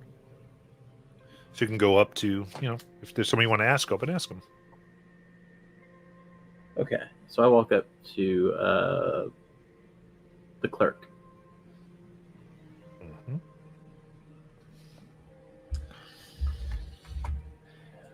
Mm-hmm. Do you know which one of these people is staying in Mr. What's-his-name's room? What? Well, happens to be the one. I'm sorry. Happens to be the one that's making all that fuss over a simple mistake over here. Mistake? One you just saw your brother run into. Oh. I see. Okay. Well, thank you. What's his name?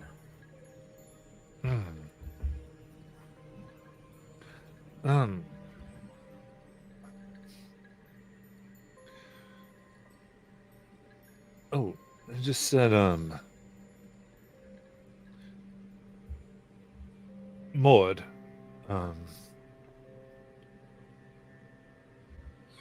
More. Yeah. Old Maud, honey, I know it's Maud. I'd have to check the book for anything else. Oh, okay. All right. It's just, I my friend, he left something in the room, and I was going to ask him if he'd seen it. I'll go ask him then, honey. I just didn't want to. Well, if you don't know his name, I mean, go ahead and make a persuasion if you want to do this. So this would be an intellect challenge. Okay. Oh, 9 Okay. Oh yeah. plus trained. Mm-hmm. Perfect. So,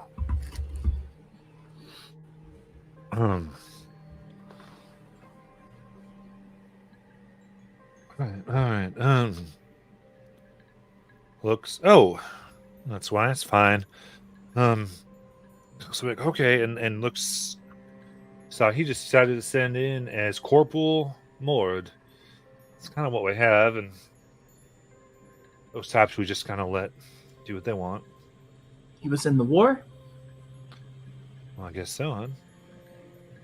Okay, thank you. And I'll make my way over to him. Corporal, Okay, he's so the vision here is your brother was just on top of him.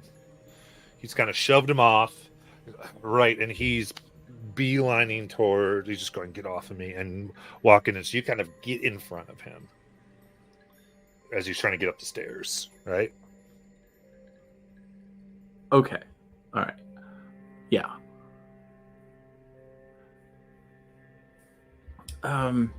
Corporal? Looks-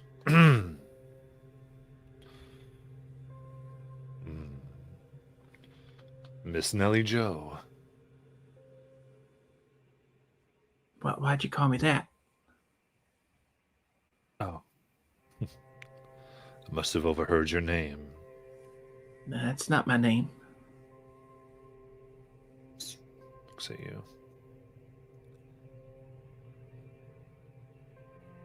And what is your name? My name's Claire. Claire. What can I do for you, Claire? Well, how did I do?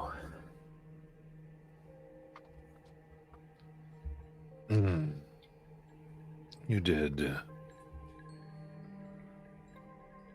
quite, I'd say,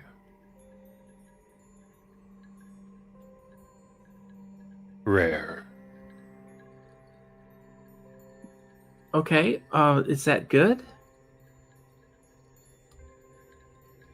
When one is in the mood. And I was, so yes. Okay, so does that mean that I can well, I mean, does that mean you'd be interested in hiring?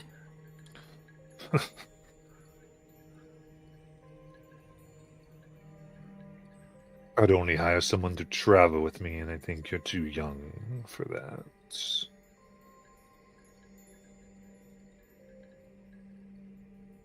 Well, I'd travel lots of places on my own. I believe your mother is here. Shall we discuss this with her? I could use a storyteller for my work. Well, I meant more like one of the. Well, aren't you a doctor? No. Oh,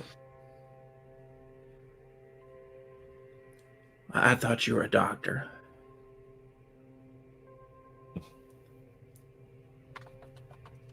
Okay. I'm sorry. Anything else you needed? Well, actually, yeah. I thought maybe you wouldn't mind. Well, I was going to ask you for some medical advice, but I guess you being a corporal and all, I was trying to think of something about including the war in the story.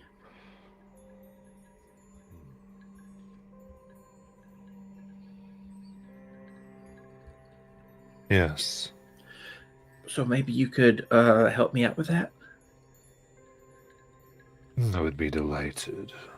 Great. Why don't we sit down? Give me intellect challenge. This is rating 6. We're persuading him. All right. I'll spend. Yeah, I'll spend. Okay. For one effort, going to rating 5. Probably persuasion, I think you have, so rating 4. Takes me down to 6. All right. Okay. Nope. That's a What'd you get? 7. 7. Okay, even it's going possibly to 9 there.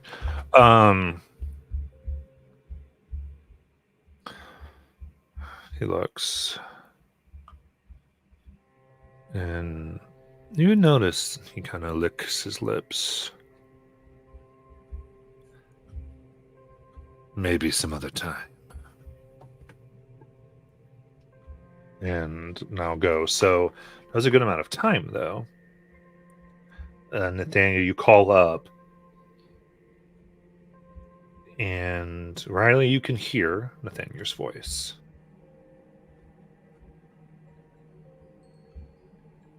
You're muted. Sorry, the mouse got away from me.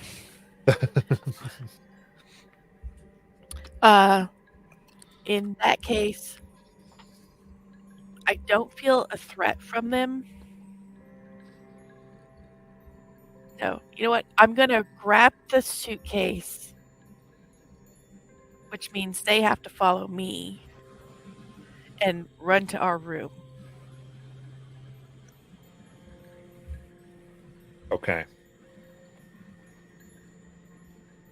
Interesting. So, yeah, what I'd say is, because you're trying to take this, he's trying to get up, but he's been distracted. You've got this advance warning. He's being talked to. So I'm going to call that altogether 3 assets against his rating 6, which will start at 9 because of that. So rating 3 starting at roll a 9. Okay. And do you have anything that goes towards it?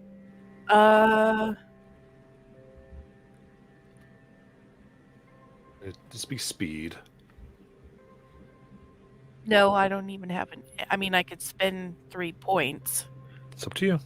No, I think I'll just at 9 or higher. I think I'll just go with what I got, which was a 17. Okay. Just very quickly. And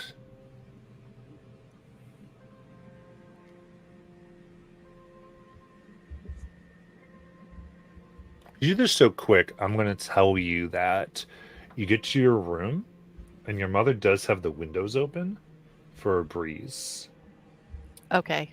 You can shut them quickly if you want. Yeah, because I still want a little more information from them. That's fine.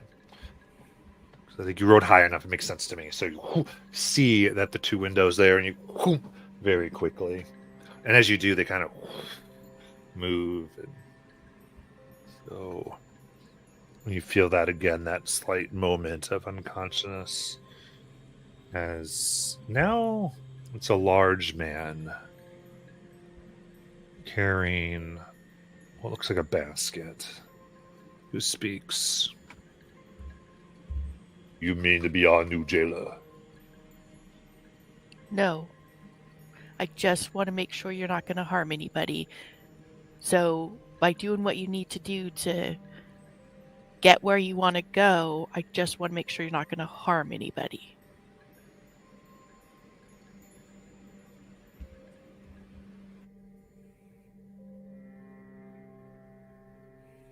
The moment. Unless it's the guy who's keeping you trapped here.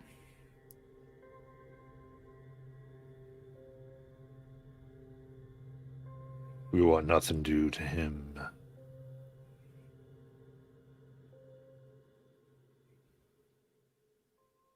All right, then, if we make this promise to you, then will you ease our way when we ask? I will do whatever I can to help you. So that we don't need to harm to get what we need. Yes, I will do whatever I can to help you. All the voices. This is accepted and sealed.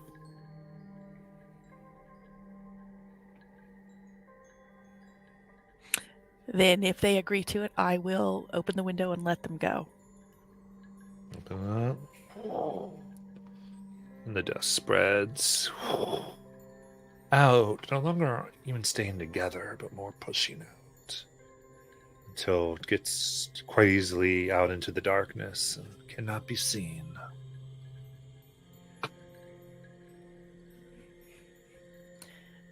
And then I'm going, excuse me, going to hide the suitcase under the bed, and go back to Nathaniel and Nellie Joe.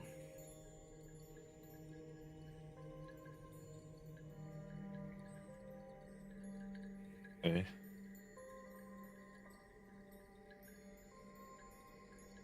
Yeah, this. I just want a speed for just being unnoticed, as if Okay. you were there the whole time ish. Like just that you're not linked to coming down the stairs. Okay. Well, I am going to spend 3 points on that. All right, we are almost an hour as far as time left. I want to remind you that all of you do have a free asset you can use anytime because none of you have used it. Just want to keep that in mind. But I don't know if you have anything for stealth or any skills that would work for this. But right now it is the speed. So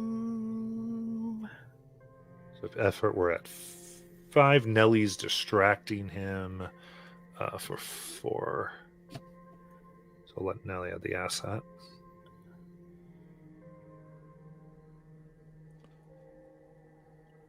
Well,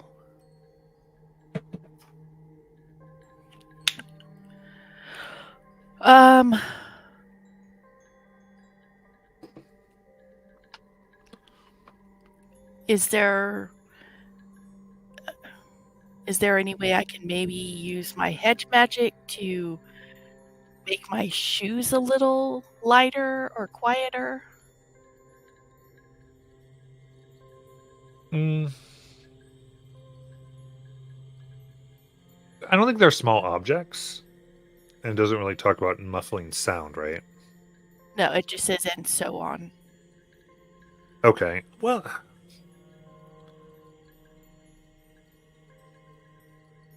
I'm going to say yes. I'm going to say in the future, like, I think it's going to work better with the head's magic to kind of think of narratively how you're going to do that when you do the things.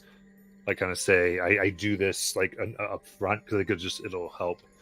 I think it'll just help story-wise. But I like it. So, as you kind of shift the dust and even maybe quiet the vibrations of the wood, you kind of, another example would be looking down at the stairs and kind of being like, you be still now, Okay. right? Yeah. And then the wood of the stairs like stiffens in response. And all right, so that would bring 4 to it 3 for 9 or higher. Roll high. Not this time. Oh, that was a natural 1. This is going to be fun.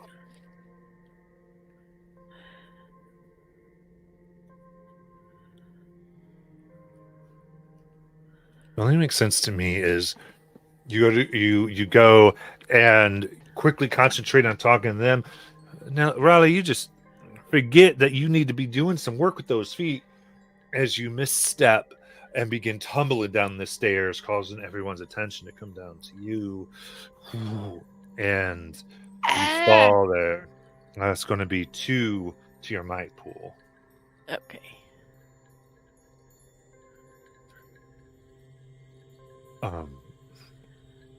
Ow! Wow. What happened to my grace? Well, As I the didn't mean man, for you to fall down the stairs, Riley. I just meant for you to come down quickly. I suppose the that man was just quickly. ignores and just goes upstairs, basically, or just pushes past and just goes. That was not fun. Remind me not to do that again. If I'm around, I will remind you not to do that. I'd appreciate that. That wasn't fun. Lucky I didn't break anything. Did I run into you?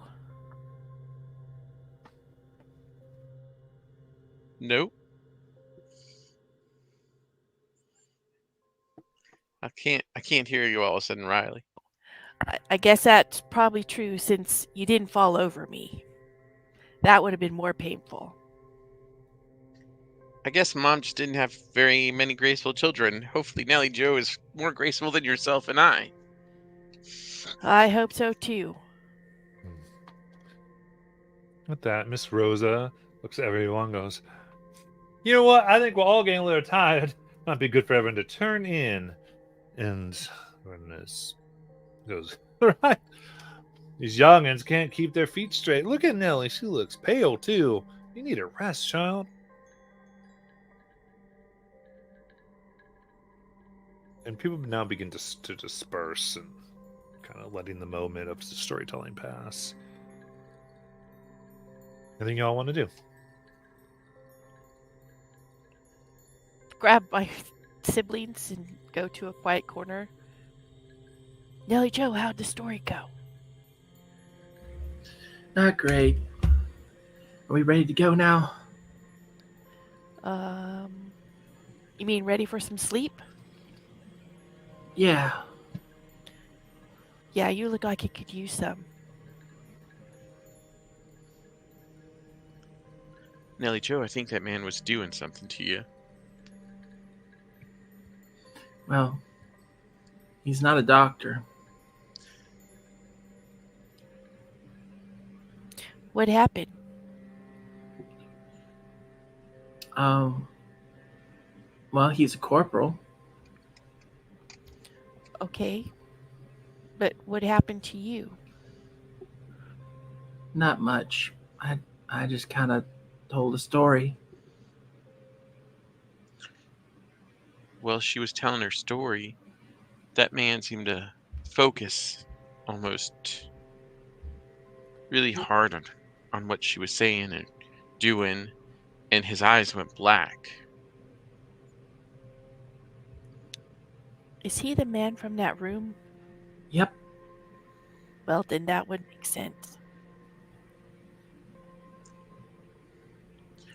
I was told by, for lack of a better term, an entity or entities in that room that he steals dreams and stories and things.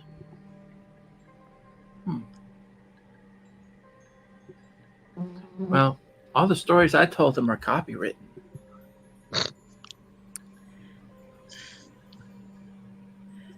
Well, I just think he steals the words, the emotions, the feelings from the people. In essence, probably is what it means.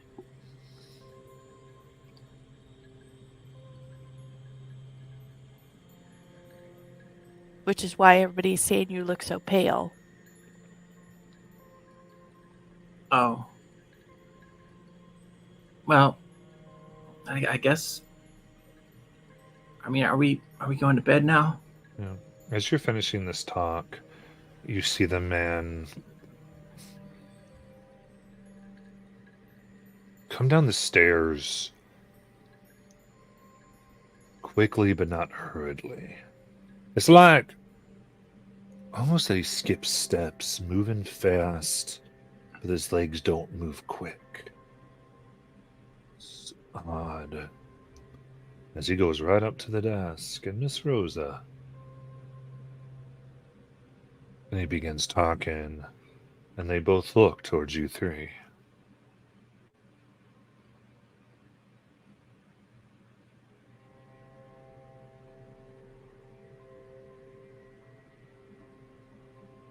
If you don't do anything, their approach. It's up to you. Well, maybe we should go sleep somewhere else. Ma's here. Oh, let's go find Ma. Your mom's not gone up yet. She is going and goes,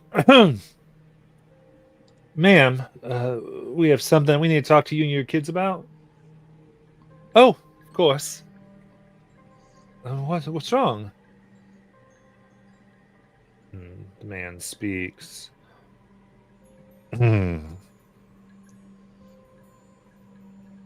"It seems my door was breached." during your daughter's tale.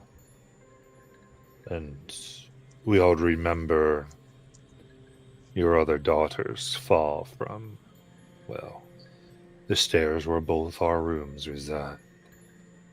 I am missing a property. Well, you don't think Riley did it. She was down here listening to the story the whole time. Your mom goes, no, she wasn't. We saw her fall from those stairs, hon. Well, yeah, she went up the stairs. She was going to be a part of the big finale. Me and her had been practicing at home. You probably don't remember because it was 7 days ago for you, but Interesting. she was going to come down the stairs and she was going to do the big finale. And when she fell, I felt real bad about it. And, well, I couldn't even do the finale. And that's why it ended all abrupt like. Okay. I'm thinking your mom is going to see this more as a persuasion, which is the intellect persuasion, and over at this gentleman, it's going to be an intellect deception. Okay. And so you've got so the ones are rating, I'm going to say 3. The person's a 6 here. Well, I guess I need to spend as much as I can. They're 2 separate challenges, so it's 2 rolls. So you just tell what you want to do for each one. It is. I'm sorry. Okay. Well, I guess I have enough for both. Well, no. Okay. So I have an effort, and then I spend 2 intellect on deception. So that takes me down to 4 in intellect. And I have deception as a trained skill. And I'm also trained at any task related to creating a narrative. Sounds like we're down to rating 3 for the gentleman. Okay. So that would be a 6 I need. No, I'm 9. sorry, a 9.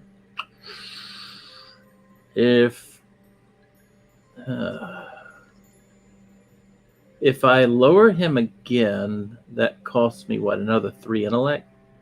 Did you already apply effort? Yeah. Oh no, I haven't done it the second time, but I did it the first time. I applied effort and took 2 intellect away, which brought it down. On this challenge? Yeah. You can only do it once per challenge. Okay. So I did that, and I have trained in 2 skills related, and let's see. And There's also the free asset he just mentioned. oh yeah, the free asset. Let's see. So a free asset is a thing. Yeah, so it'd be just something you can come up narratively, just something that's going to aid in your deception here. Okay. So she will. She has on a piece of paper, like, because she sometimes scribbles notes in her storybook about edits that she would make to the story. And there's this one part toward the end of Peter Pan where she wrote in that after the children make it back home, Peter Pan appears again and says, "Huzzah!" And that's the part that she's kind of indicating to Riley while she's spinning the narrative, so that Riley can do her part real quick to show that it's authentic. Okay. So that brings us down to rating 2, 6 or higher. And I don't think I'm going to be able to do anything more than that. So, all right. So this is the deception roll. Joy, joy, joy. Do I get advantage?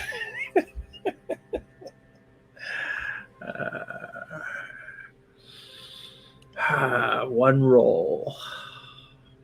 There's nothing else I can do, is there? It's just one roll. It has to be a 6 or higher. Here we go. What does it say? It says, come on. No. No. That can't be right. That can't be right. No, I refuse to believe that this is my... No, that's a 3. Okay. Thought it was worse than that. All right.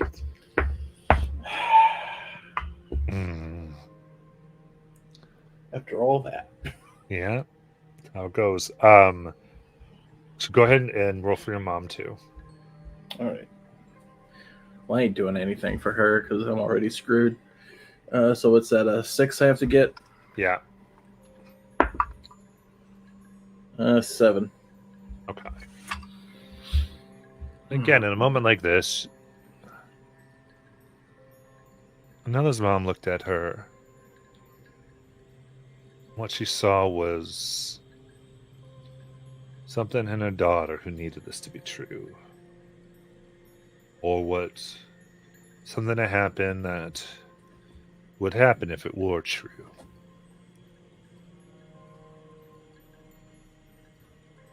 Her mama always knew when just to go with something, and this mama does too. She thought and goes, oh, well, fine.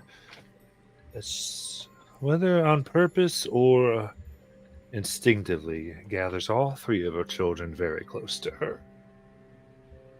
Steps almost in front of them. You need to be going then. They're so tired. I mean, for Riley to allow herself to mess up something Nellie was doing, you could see them. Just never.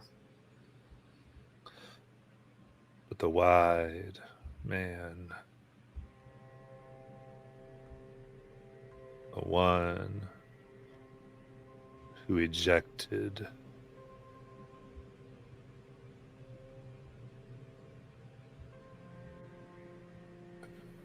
sorrow after he ate hope. He looked. I forgot I could have re-rolled that too.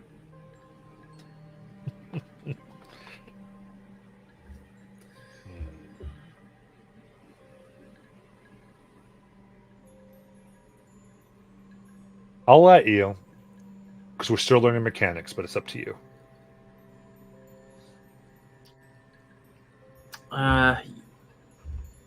Yeah, I'm going to. I'm Okay, gonna yeah. have to spend it. I've had such bad luck today. I want something Yeah, to go right. I'm not interested in like punishing us not being familiar with the game, right? So that's what I don't want to happen.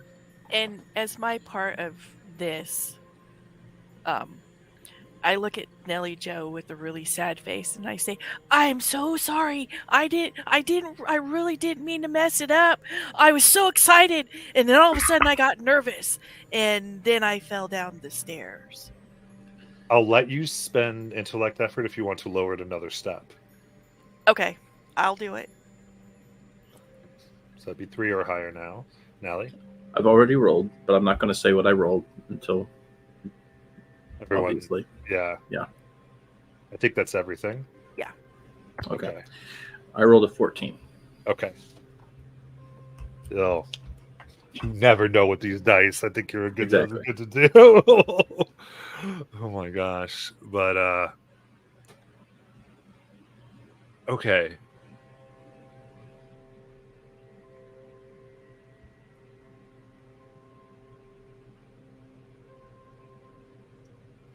He looks and you see a calm demeanor certainly turn almost vicious, predatorial.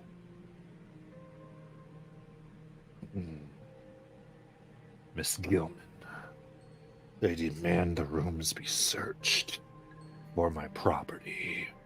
All of them. She stands up. Well, Corporal,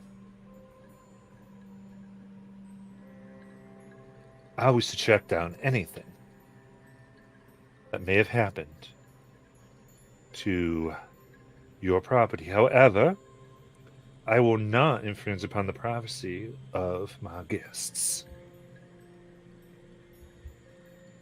Nor I ask them, once they have retired, to open up their doors.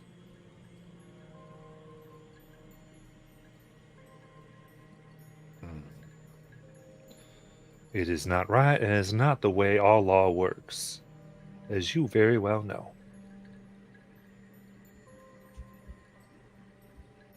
The man exhales.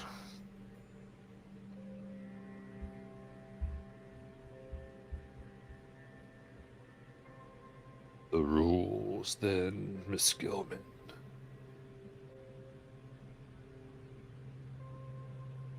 Of course. One should always obey the law.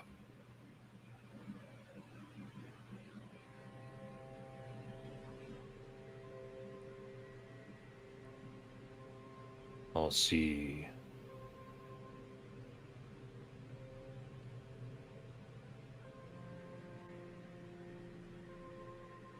myself to see if the law is out.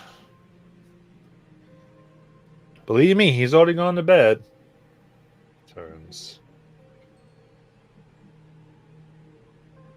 I'm just gonna think, because you've been watching him, it's almost he does a big inhale just through his nose. Then tomorrow, Miss Gilman, we will see what rules are followed. Goes up and goes into his room.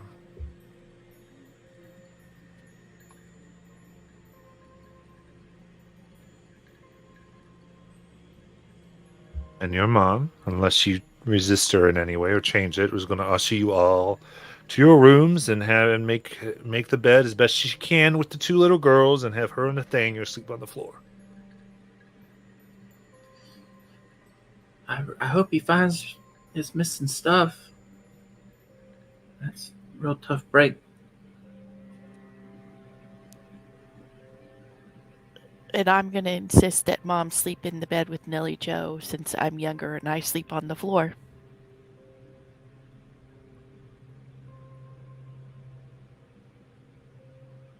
I don't think that takes much convincing to Mom, who goes ahead and does it. Good move.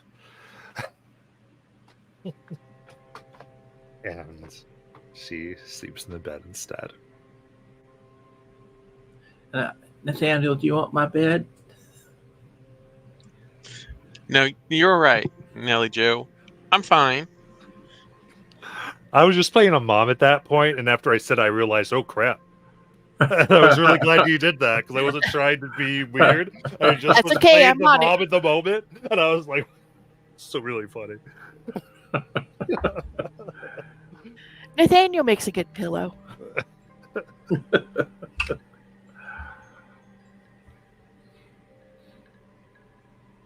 Okay. And then, you have this rest. So, what I'll say is here is, do we want to go to some of the leveling mechanics?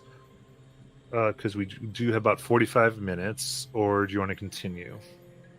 Because it's kind of a piece that's kind of the next day.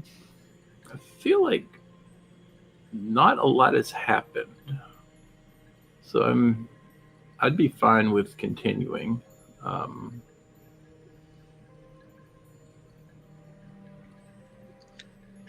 Yeah, I'm good continuing the story. I think I have a general understanding on how leveling works, so Okay. It's Unless so it's to me, so much just happened, but it's fine. no, I think it's because I was downstairs telling a story through most of it. So Okay, so that makes sense to me. Yeah. Just changes the way I'm thinking about it. Perfect. Okay. And glad I just scratched that a little deeper. So everyone's good. Are you good with that, Julie? Yeah, I'm fine with that. Because Okay, I cool. kind of get an idea of, so if I wanted to, I could spend these 4 XP to increase points in my pool, and then I'm out of XP until I gain more, and then the next 4 would go to the next box, and so forth until I filled all 5 of them. You do not have to go left to right. You Oh, do you them in any don't? order. Oh, well, but You're right. The only thing I would say is you just don't have to go left to right. okay. So that I kind of understand. So really it's more still learning what I have available to help me lower the levels. And Yeah. and do you not even necessarily always telling me what the level is? I'm working with that too. Very cool. And Jack's actually one I'm most concerned because he's the one that doesn't have a book right now. So I know the rest of you have a book to look at. So Jack is good. I'm good. Cool.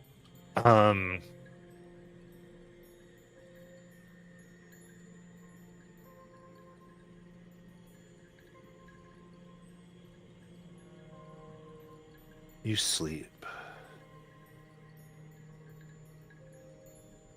And you have the same dream as last night. The thing in the mud, man with the glove, the imprisonment, the waiting. All its sorrow, all its loneliness, alive in your dreams. Except somewhere, as the roots take from this thing of mud and frolic, you see a darkness come forth. In it, in the moonlight of where this tree grew, the thing that's not really a tree, the moonlight shines within this dark pool as you see teeth and tongues. Before it can get closer, the roots and branches wage out at it, knocking it away.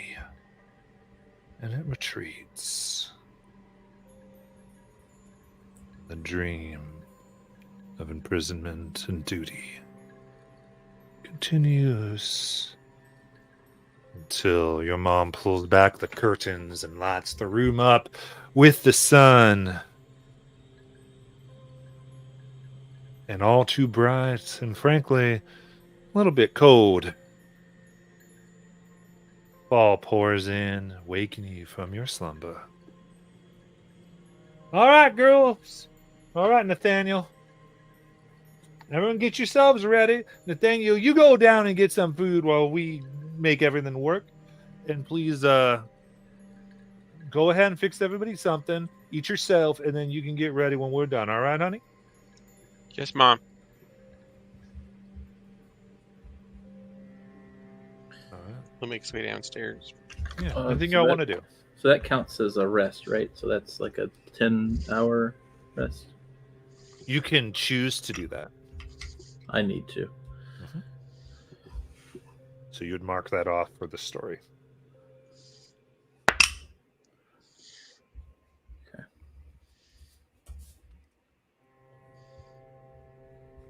Because I don't want to take a chance that Mama's going to find what I've stashed.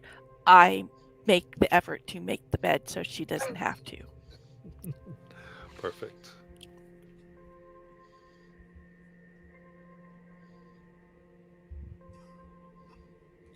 All right. Anything else up here for Nellie and Raleigh?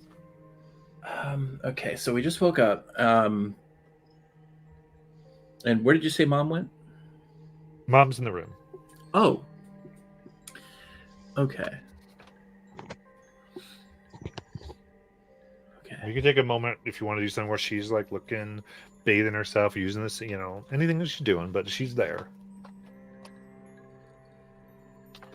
Ma, when When are you thinking we're going to go check out my new house? Looks at you again.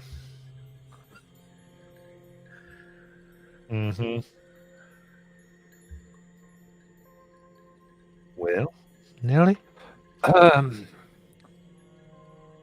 thinking right after breakfast, darling. We're going to be checking out the house left to the three of you. And Nathaniel being the oldest probably has the most say. You hear me? Well, I thought it'd be 3 equal shares. Equal shares don't mean equal say, hun. Not when you are young and someone else is a grown man.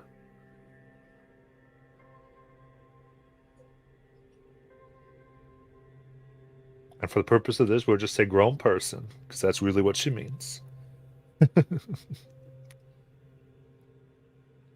All right.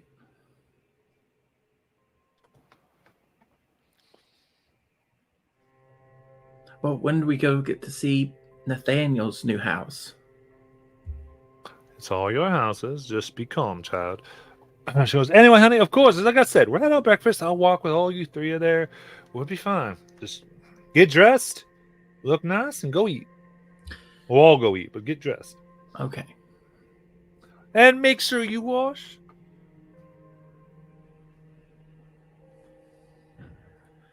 I'm gonna do what she says, but I'm gonna putz around while I'm doing it, so that hopefully she gets cleaned up and I can recommend that she goes down to get her breakfast, and we'll be down shortly.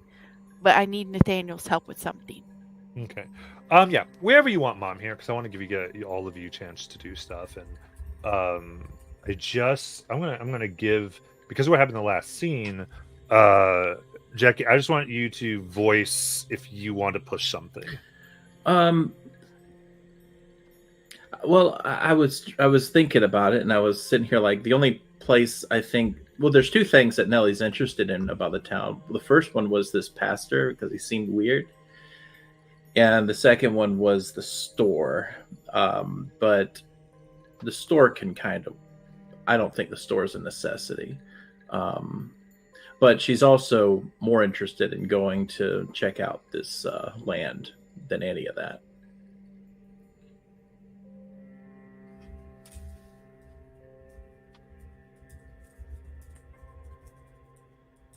Okay.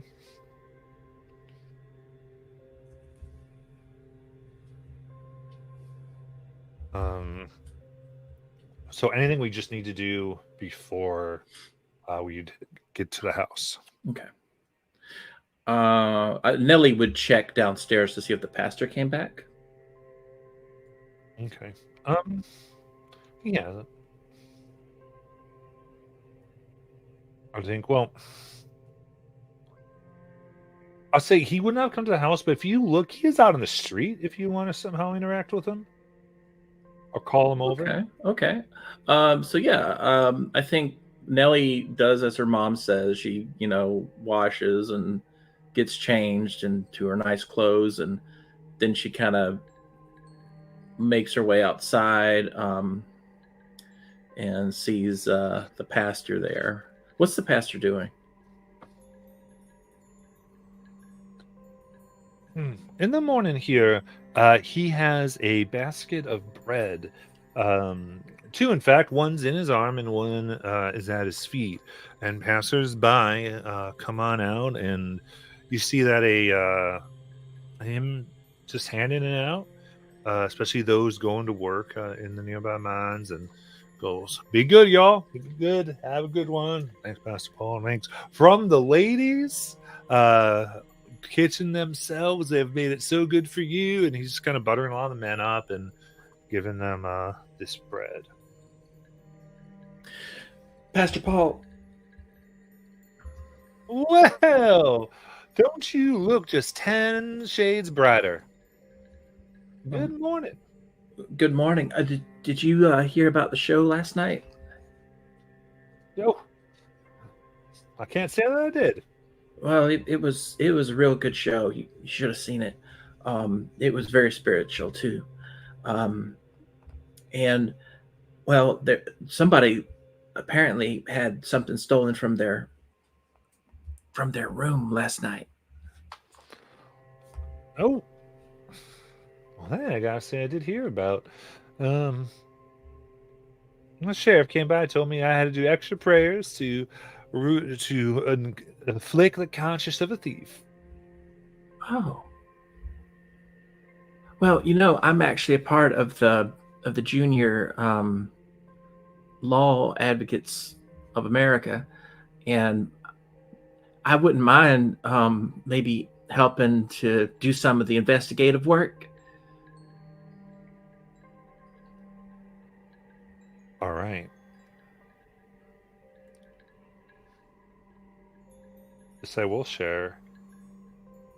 His eyes narrow at you.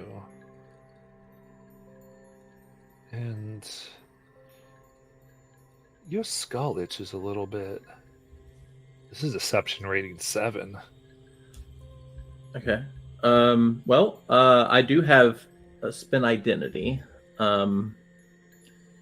Okay. Which, Makes yourself, you just spend for that, or is it automatic?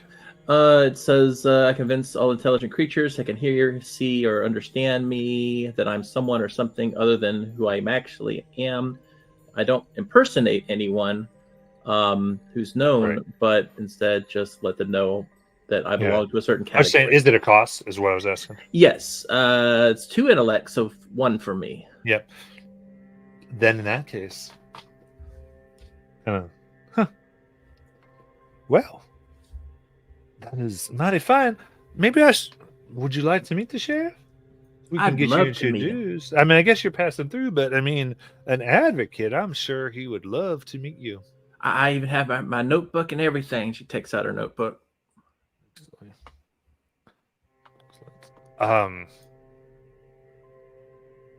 Short order, because eventually he comes out, he goes, Theodore, you get your behind over here. I got something for you to meet. That's the poem. Well, this here is Miss Nalajo, and she is a law advocate from her little piece of West Virginia itself. Hope you know this. Theodore, you know that she was missing, then found, lost, and then the light has brought her to... I know, Pastor, I know. Yep. Mm-hmm. Well, so if I wax on, I'm just so excited that Providence has brought the two of you together. Someone of such interest and such, well, probably not skill, but knowledge, right? You all knew after all. Anyway, I will go continue my duty, and you may, well, hopefully do yours. Oh, fantastic. Hi, Sheriff. Well, if it isn't one of the three.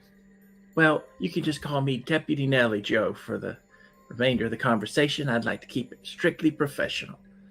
Absolutely. As a member of the JLA, we take it very serious when any crime happens here in West Virginia. And I'd love to pick your brain on how the investigation's going. I could put it in our newsletter. Well, I'll tell you the truth, it was just filed this morning. And something extremely valuable that contained nothing of value. Well, that's unfortunate. Sketchy folk. But we'll be keeping an eye out. In fact, that's why I came on over here. Told them the best thing to do is just sort of wait here and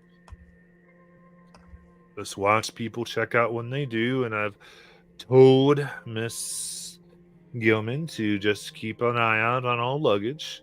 She could, and let us know if there's anything that either matches it or, someone concealing or obviously trying to get something out. But now, Sheriff, if stolen property has no material value, then does that mean charges could even be brought against the perpetrator? Well, just because something doesn't have value doesn't mean it's legal to steal it. That's a good point. She writes Well, something down. However, the most important thing is that we try to, anyone who give people their money back, even though he is a pass through. But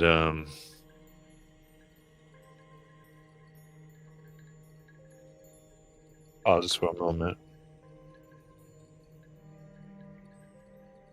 We will only be watching the door, you see, Deputy Joe. Oh.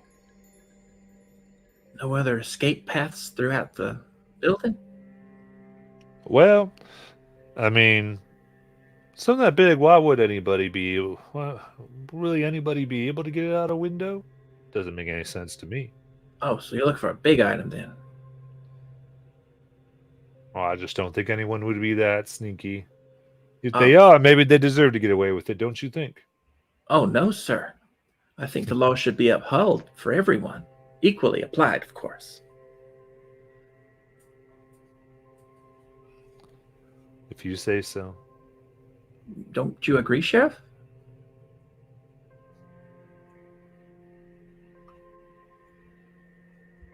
I was taught once that word equal bears way more weight than it should.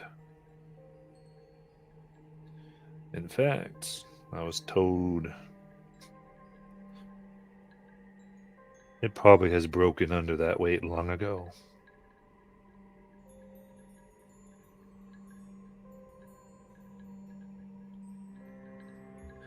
Well, what type of items should we be on the lookout for?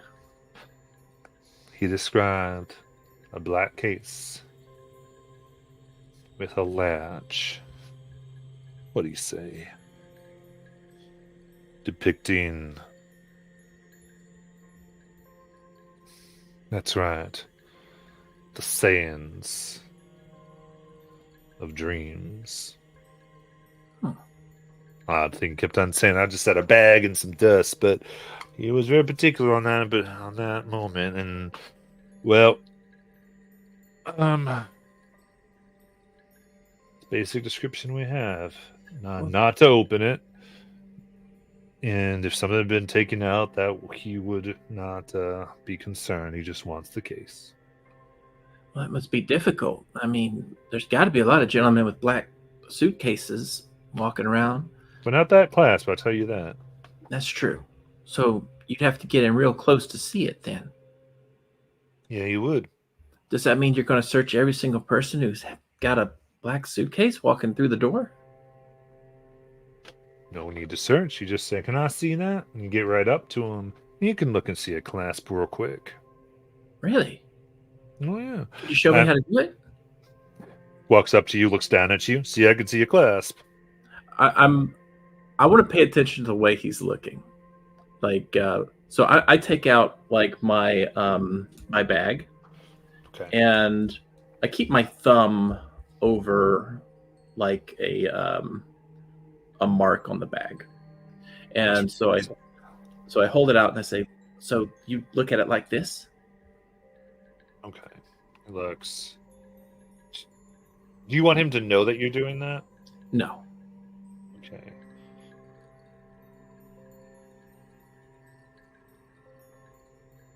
Okay.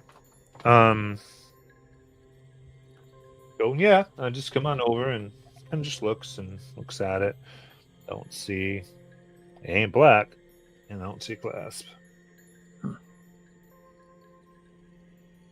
So how would you know if my bag was distinguishable? I'd ask you. Anything that distinguishes your bag, deputy? As a matter of fact, there is, Sheriff. Did you not see it? Can't say I did. Sounds like what we ought to do then is make sure we search every single suitcase coming in and out of that door. Give it a good, thorough search. We could certainly ask. But we can't make people open up their suitcases. That's the law. Oh. But you're right, though. We could certainly post up. We could certainly ask. But That gets people all riled. People don't like being stopped. And one thing that you should know, Deputy, the law often is about not doing too much for things that aren't absolutely vital, or people aren't willing to cooperate when it really matters. Because they know I could, and I could ask that, and they probably would know that they need to, otherwise I'd get suspicious and all those things. But it's more important to me that people can come and tell me things. More important to me that when I ask someone about something I really need to know, like if a kid goes missing, or we think someone been murdered, that there's goodwill enough for them to talk to me. So we don't go as far as we need to all the time. That makes sense to you? Actually, yes. So it sounds like in order to keep with the law, instead of searching the suitcases, we just need to get a good read on the person who's holding the suitcase. Now that does work if someone looks shifty, or that they might be trying to hide something. Then we would follow and do what we need. And if they don't seem afraid of nothing, then they'll probably just be able to walk through that door because they're clearly innocent. Maybe. Well, it was a pleasure talking to you, Sheriff. I'm going to keep an eye open, and I'll also look at, sneakily, look at people's suitcases, let you know if I see one of those latches. Appreciate you. Tell me anything you see, and we'll take care of it. You understand? Oh, I will, Sheriff. She kind of salutes, then heads back. He just tips his. He has on a. He doesn't have a hat. He kind of tips the hat that's not there. Kind of. And I immediately go try to find Riley. All right.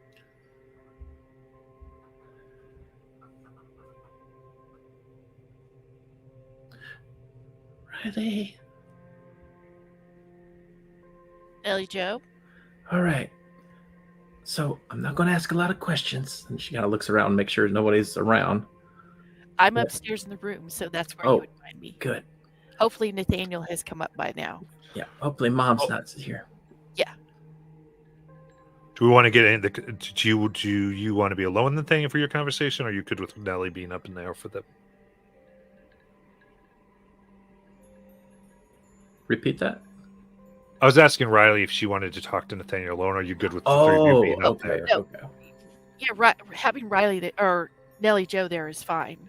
Okay, so Nellie, Riley, and Nathaniel are all up in their room. If that's good with Nathaniel, cool. Okay, so back to you, Nellie Joe. Oh, okay. So, do you have the suitcase? How do you know I have anything?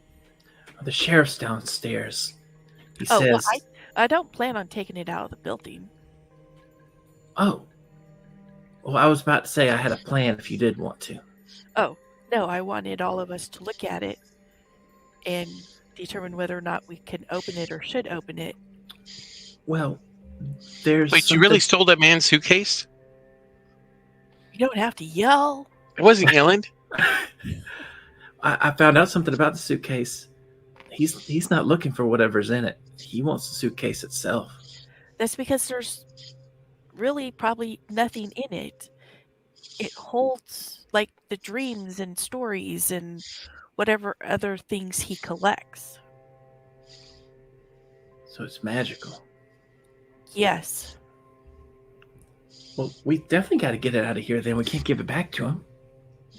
Yeah, but we don't want him chasing us all the way back home. He won't know it. That's my plan. So I have this thing. Well, he already suspects I took it. I don't think he does. I'm pretty sure from the look last night when he came downstairs to talk to us that he suspects one of us, specifically me, removed something from his room. Well, I think he's thrown off right now. And And anyway, what I was going to say was I got something that you could use if you tried to sneak out with it. Okay. It's if you use it, you won't be scared of anything, not even being caught. And I think the sheriff is looking for more of a read on people. And I think if you were to hide the clasp a little bit, or if we disguised the clasp and you took this magic thing, then you could probably sneak on right by and he wouldn't be none the wiser, because he said it's against the law to search the suitcase. Okay. Nathaniel, what are your thoughts on this? And I pull the suitcase out so they can see it. I'm still unsure as to why you stole a man's suitcase. Because it's evil. Or Boy, he's how do you know it's evil? because I talked to the entities that he was capturing. Wait, are they here now? No. I let them go. They were being held against their will. Were they good entities? I don't know. How do you determine if an entity is good or bad? I mean, for all I know, they could have been good before he took them, and they got a little corrupted because he was forcing them there against their will. But it has to do with this suitcase. Okay. Well, I mean, we just literally barely survived the one thing, and we don't really know what we're doing, and now we're diving into another thing?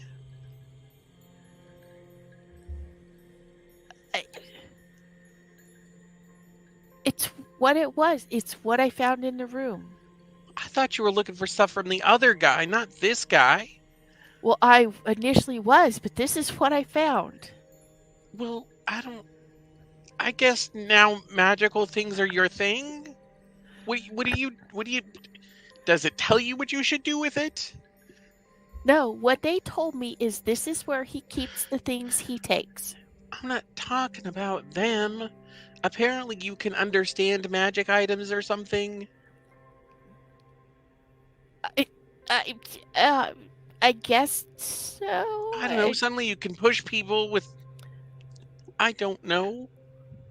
Yeah, I don't know. So wait. So there were entities. What did they want? To go home. Is that what they said? Well, to go where they came from. Where was that? Well, unless they're dead, I'm guessing back to the people who dreamt them or told stories about them.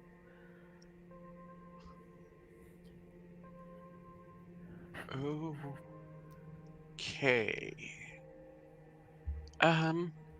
They said he steals dreams and stories. And he keeps them in that case.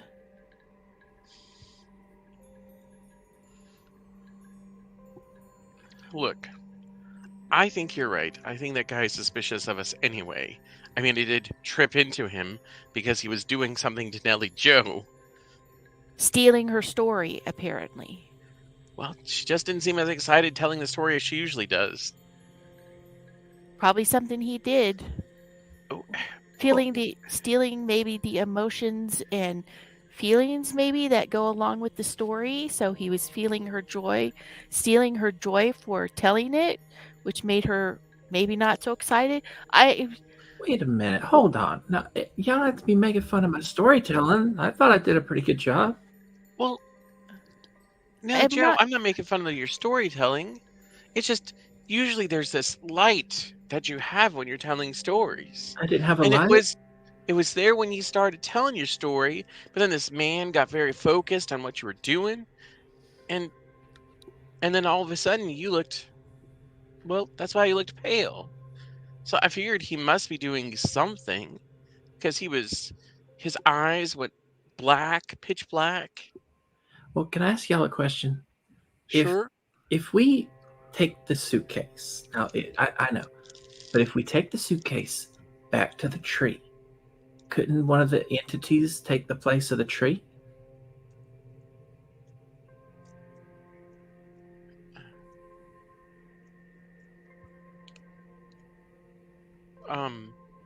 But the entities aren't here anymore, Oh, right? Is that what you said, Riley? Yes. but there might be some inside of the bag. So we can't open it yet, because what if they all get out?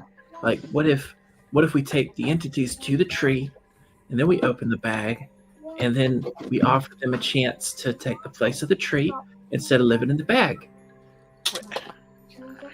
What if this person follows us home and does something to Ma or Pa? We don't go home. We go to the tree. We pass back. We just got back from the tree. Or we go to our new place that's clearly not my place.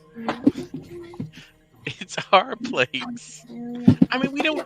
That's like we don't. I think we're diving into things we don't know about. Okay. So what do we... Well, I mean, the bag is here. We got to figure out what we're doing with this bag one way or the other. So Well, either Riley, we're- what do you think needs to be done with the bag? I think it needs to be destroyed. Okay, well, any ideas? No, that's why I brought it to you. What about the I knife? don't understand this magic stuff. You have the knife? Yeah? You want me to stab it with a knife? Cut it up? I mean, I don't know. Maybe we just take off the clasp, and maybe if the clasp is gone, it can't trap anybody anymore. But he could potentially get it fixed. So we take the clasp and not the bag. But again, he could potentially get it fixed. So then the option is to do something to him?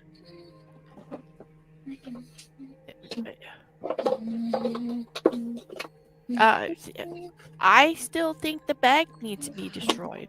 Okay, but we just talked about cutting off the clasps or destroying it. That still leaves him. Right.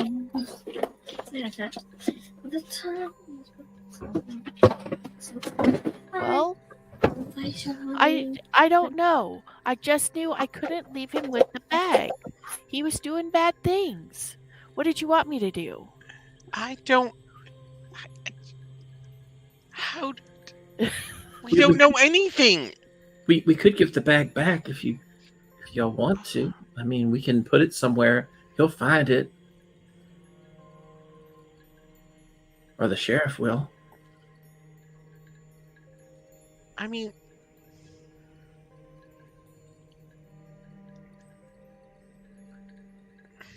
I don't.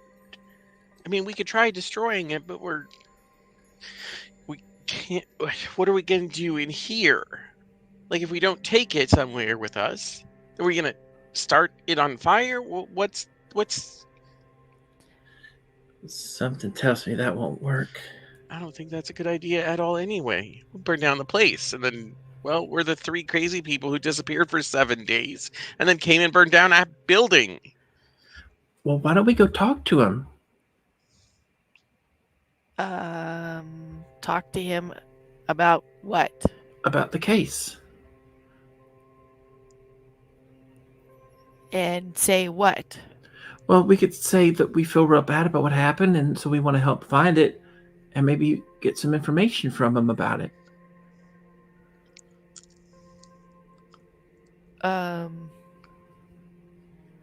I don't want to talk to him. I got the information. I got all the information I needed.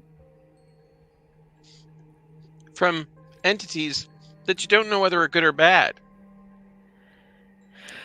Yes, but they promised they wouldn't hurt anybody. They promised they wouldn't hurt anybody. Yes, I made a deal with them that I would help them get where they need to go as long as they didn't hurt anybody. Did you ask them where they needed to go? They weren't quite sure. Again, based on what the information was that I have, I think they're trying to get back to the people who thought of them. You're just going off the idea that they are dreams.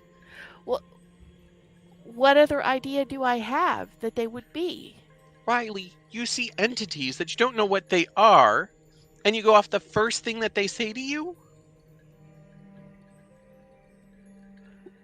No, that wasn't the first thing they said to me, but I told them I wouldn't let them go if I thought they were going to hurt somebody.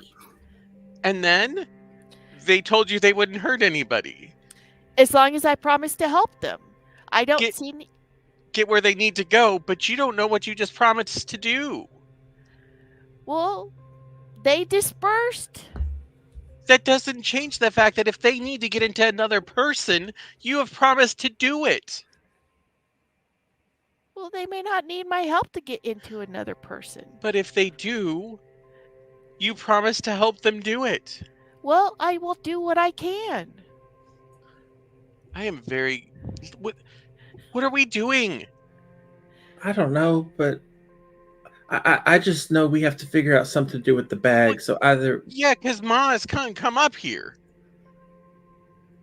Okay, so are we going to try to destroy it or not? Yes, 'Cause how do you otherwise- want to try to destroy it?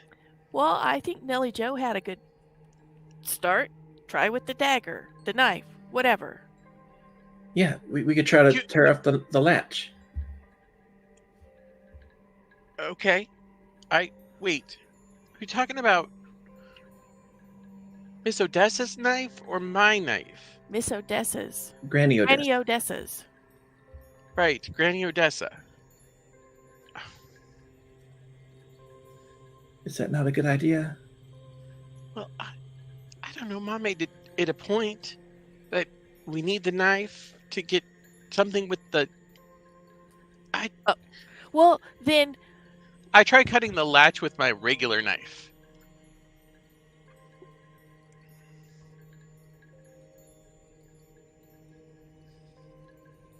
You're muted. Muted. Okay. Take your regular knife to the latch. And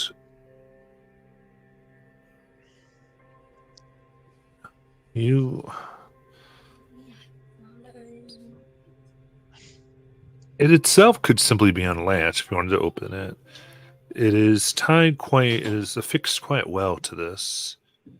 Give me a might challenge if you want to get this off.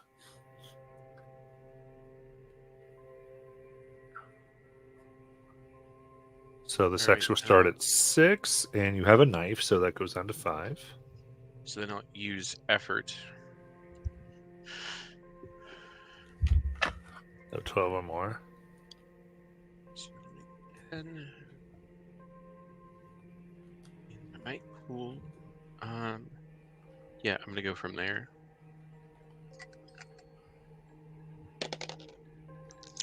It's 17.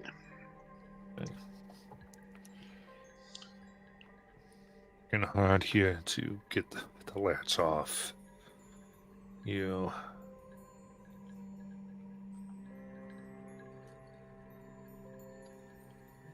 take some time. Finally, it drops on the ground. As it does, the wood that was black starts to become lighter till it comes to a color that makes you think this is outright light pine.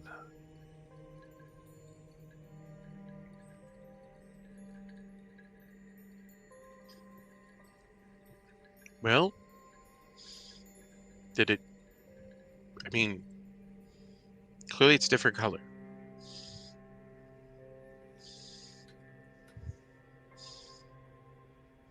can I, being trained in all actions involving identifying or using magic, determine if there's any magic in this case now? Absolutely. I think just being trained, looking at this, you see that whatever magic was on the case itself seems to be more in that ledge that sits there. What is in it? Well, there's only real one good way to find that out. Well, yeah, I do want to open it. So,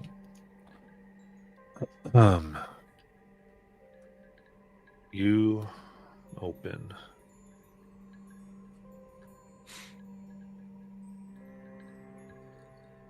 You see a metal pot. Little round.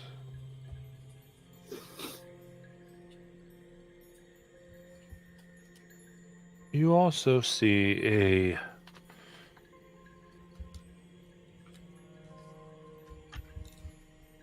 candle.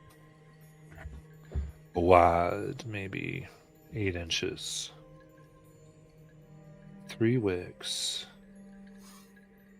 Each one black like they've been burnt. But the wax is not melted in any way. It looks pristine.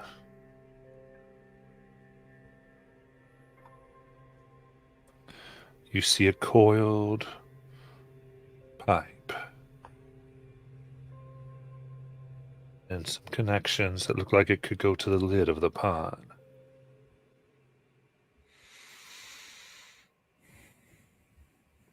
And finally, there is a dish of types.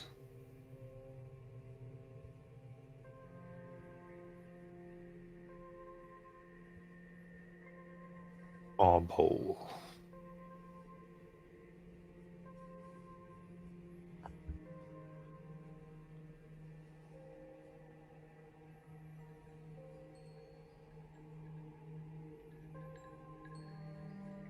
I'd say, Nathaniel, you look at this and the sizes seem weird. It's a little off from what you've usually come across, but darn you if this doesn't look like some type of still. You've seen these. You've found people in the woods, especially those that they shouldn't be in place where the regular law wouldn't go, and heck, when you find them, you usually give them the warning.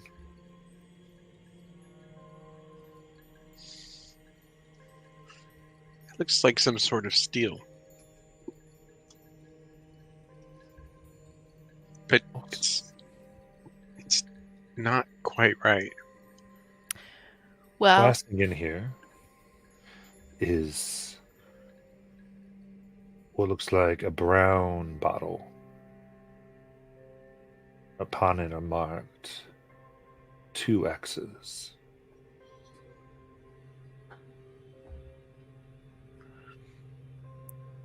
then you're probably not going to like what's coming out of my mouth next.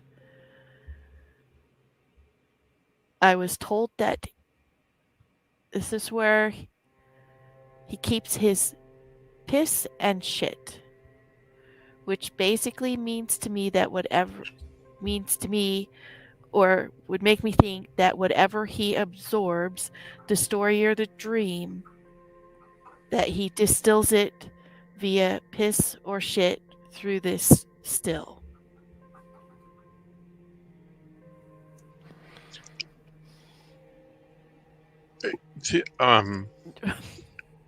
So maybe what is left is piss and shit, not he distills piss and shit. I don't know. Why ain't you never heard of a toilet? Sorry. Above the table, maybe you maybe I misheard it right. Yeah, I thought the entities- I'd say the entities are a waste This product. product. They were the piss and shit. But So he what is just in here is the whatever they were before becoming the piss and shit.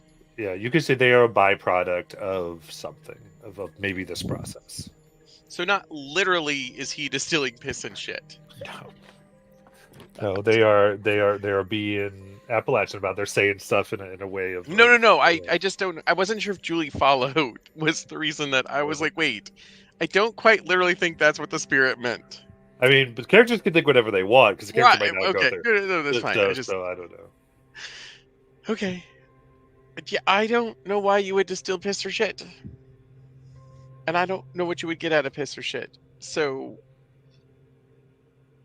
well, but we don't know what kind of magic was on this thing either. you're absolutely right. We know not. I know nothing about magic. So I don't know what this is. I don't know what the entities were. I don't know how you can push people with your, I would say mind, but I don't know. All I Well, know is we've made a promise to a tree. Now you've made a promise to entities. well, but maybe by destroying this case, Did we do that? Well, I would say that probably whatever magic was on it is no longer there because it's in this latch. So now we have to destroy the latch. Or we just take the latch with us. Okay. If he could find it, he would have found it by now.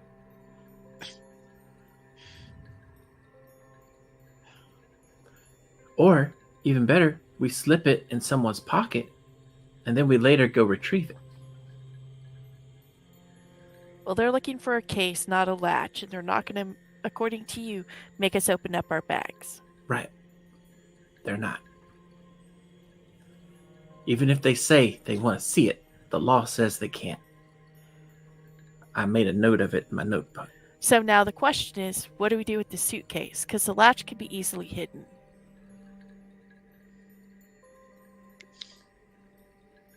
We can switch it out.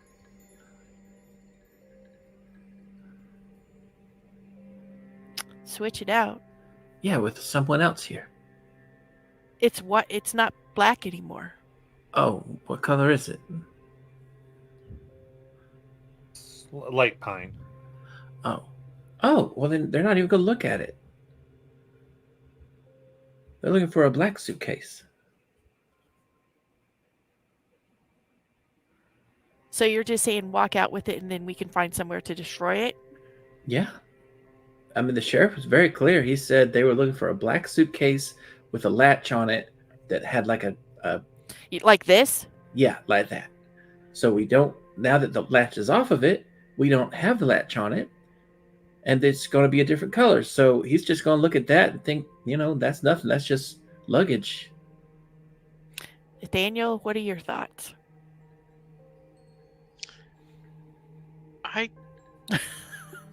My thoughts are this is your plan. What do you want to do? Destroy the suitcase? Okay, that's your ultimate goal. But what do you want to do with it right now? Well, if we can just walk out with it, take it over to Odessa's.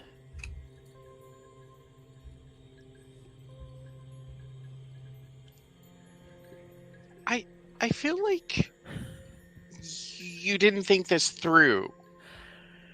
I didn't have a whole lot of time, and I didn't get a chance to talk to you guys till now. All right, so I think as we're ending, let's get the course of action because the characters are clearly upset. But I guess we're walking out with it. I mean, I literally have no opinion on what we do with a suitcase, myself or my character. He is besides himself. Like, he does not know why we're digging more trouble when we haven't finished the trouble we already are in. So whatever the other two decide is what I'm going with.